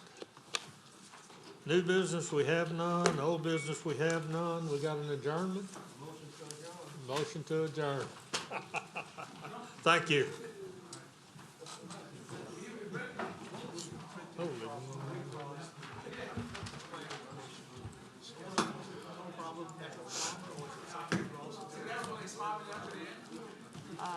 We were not aware of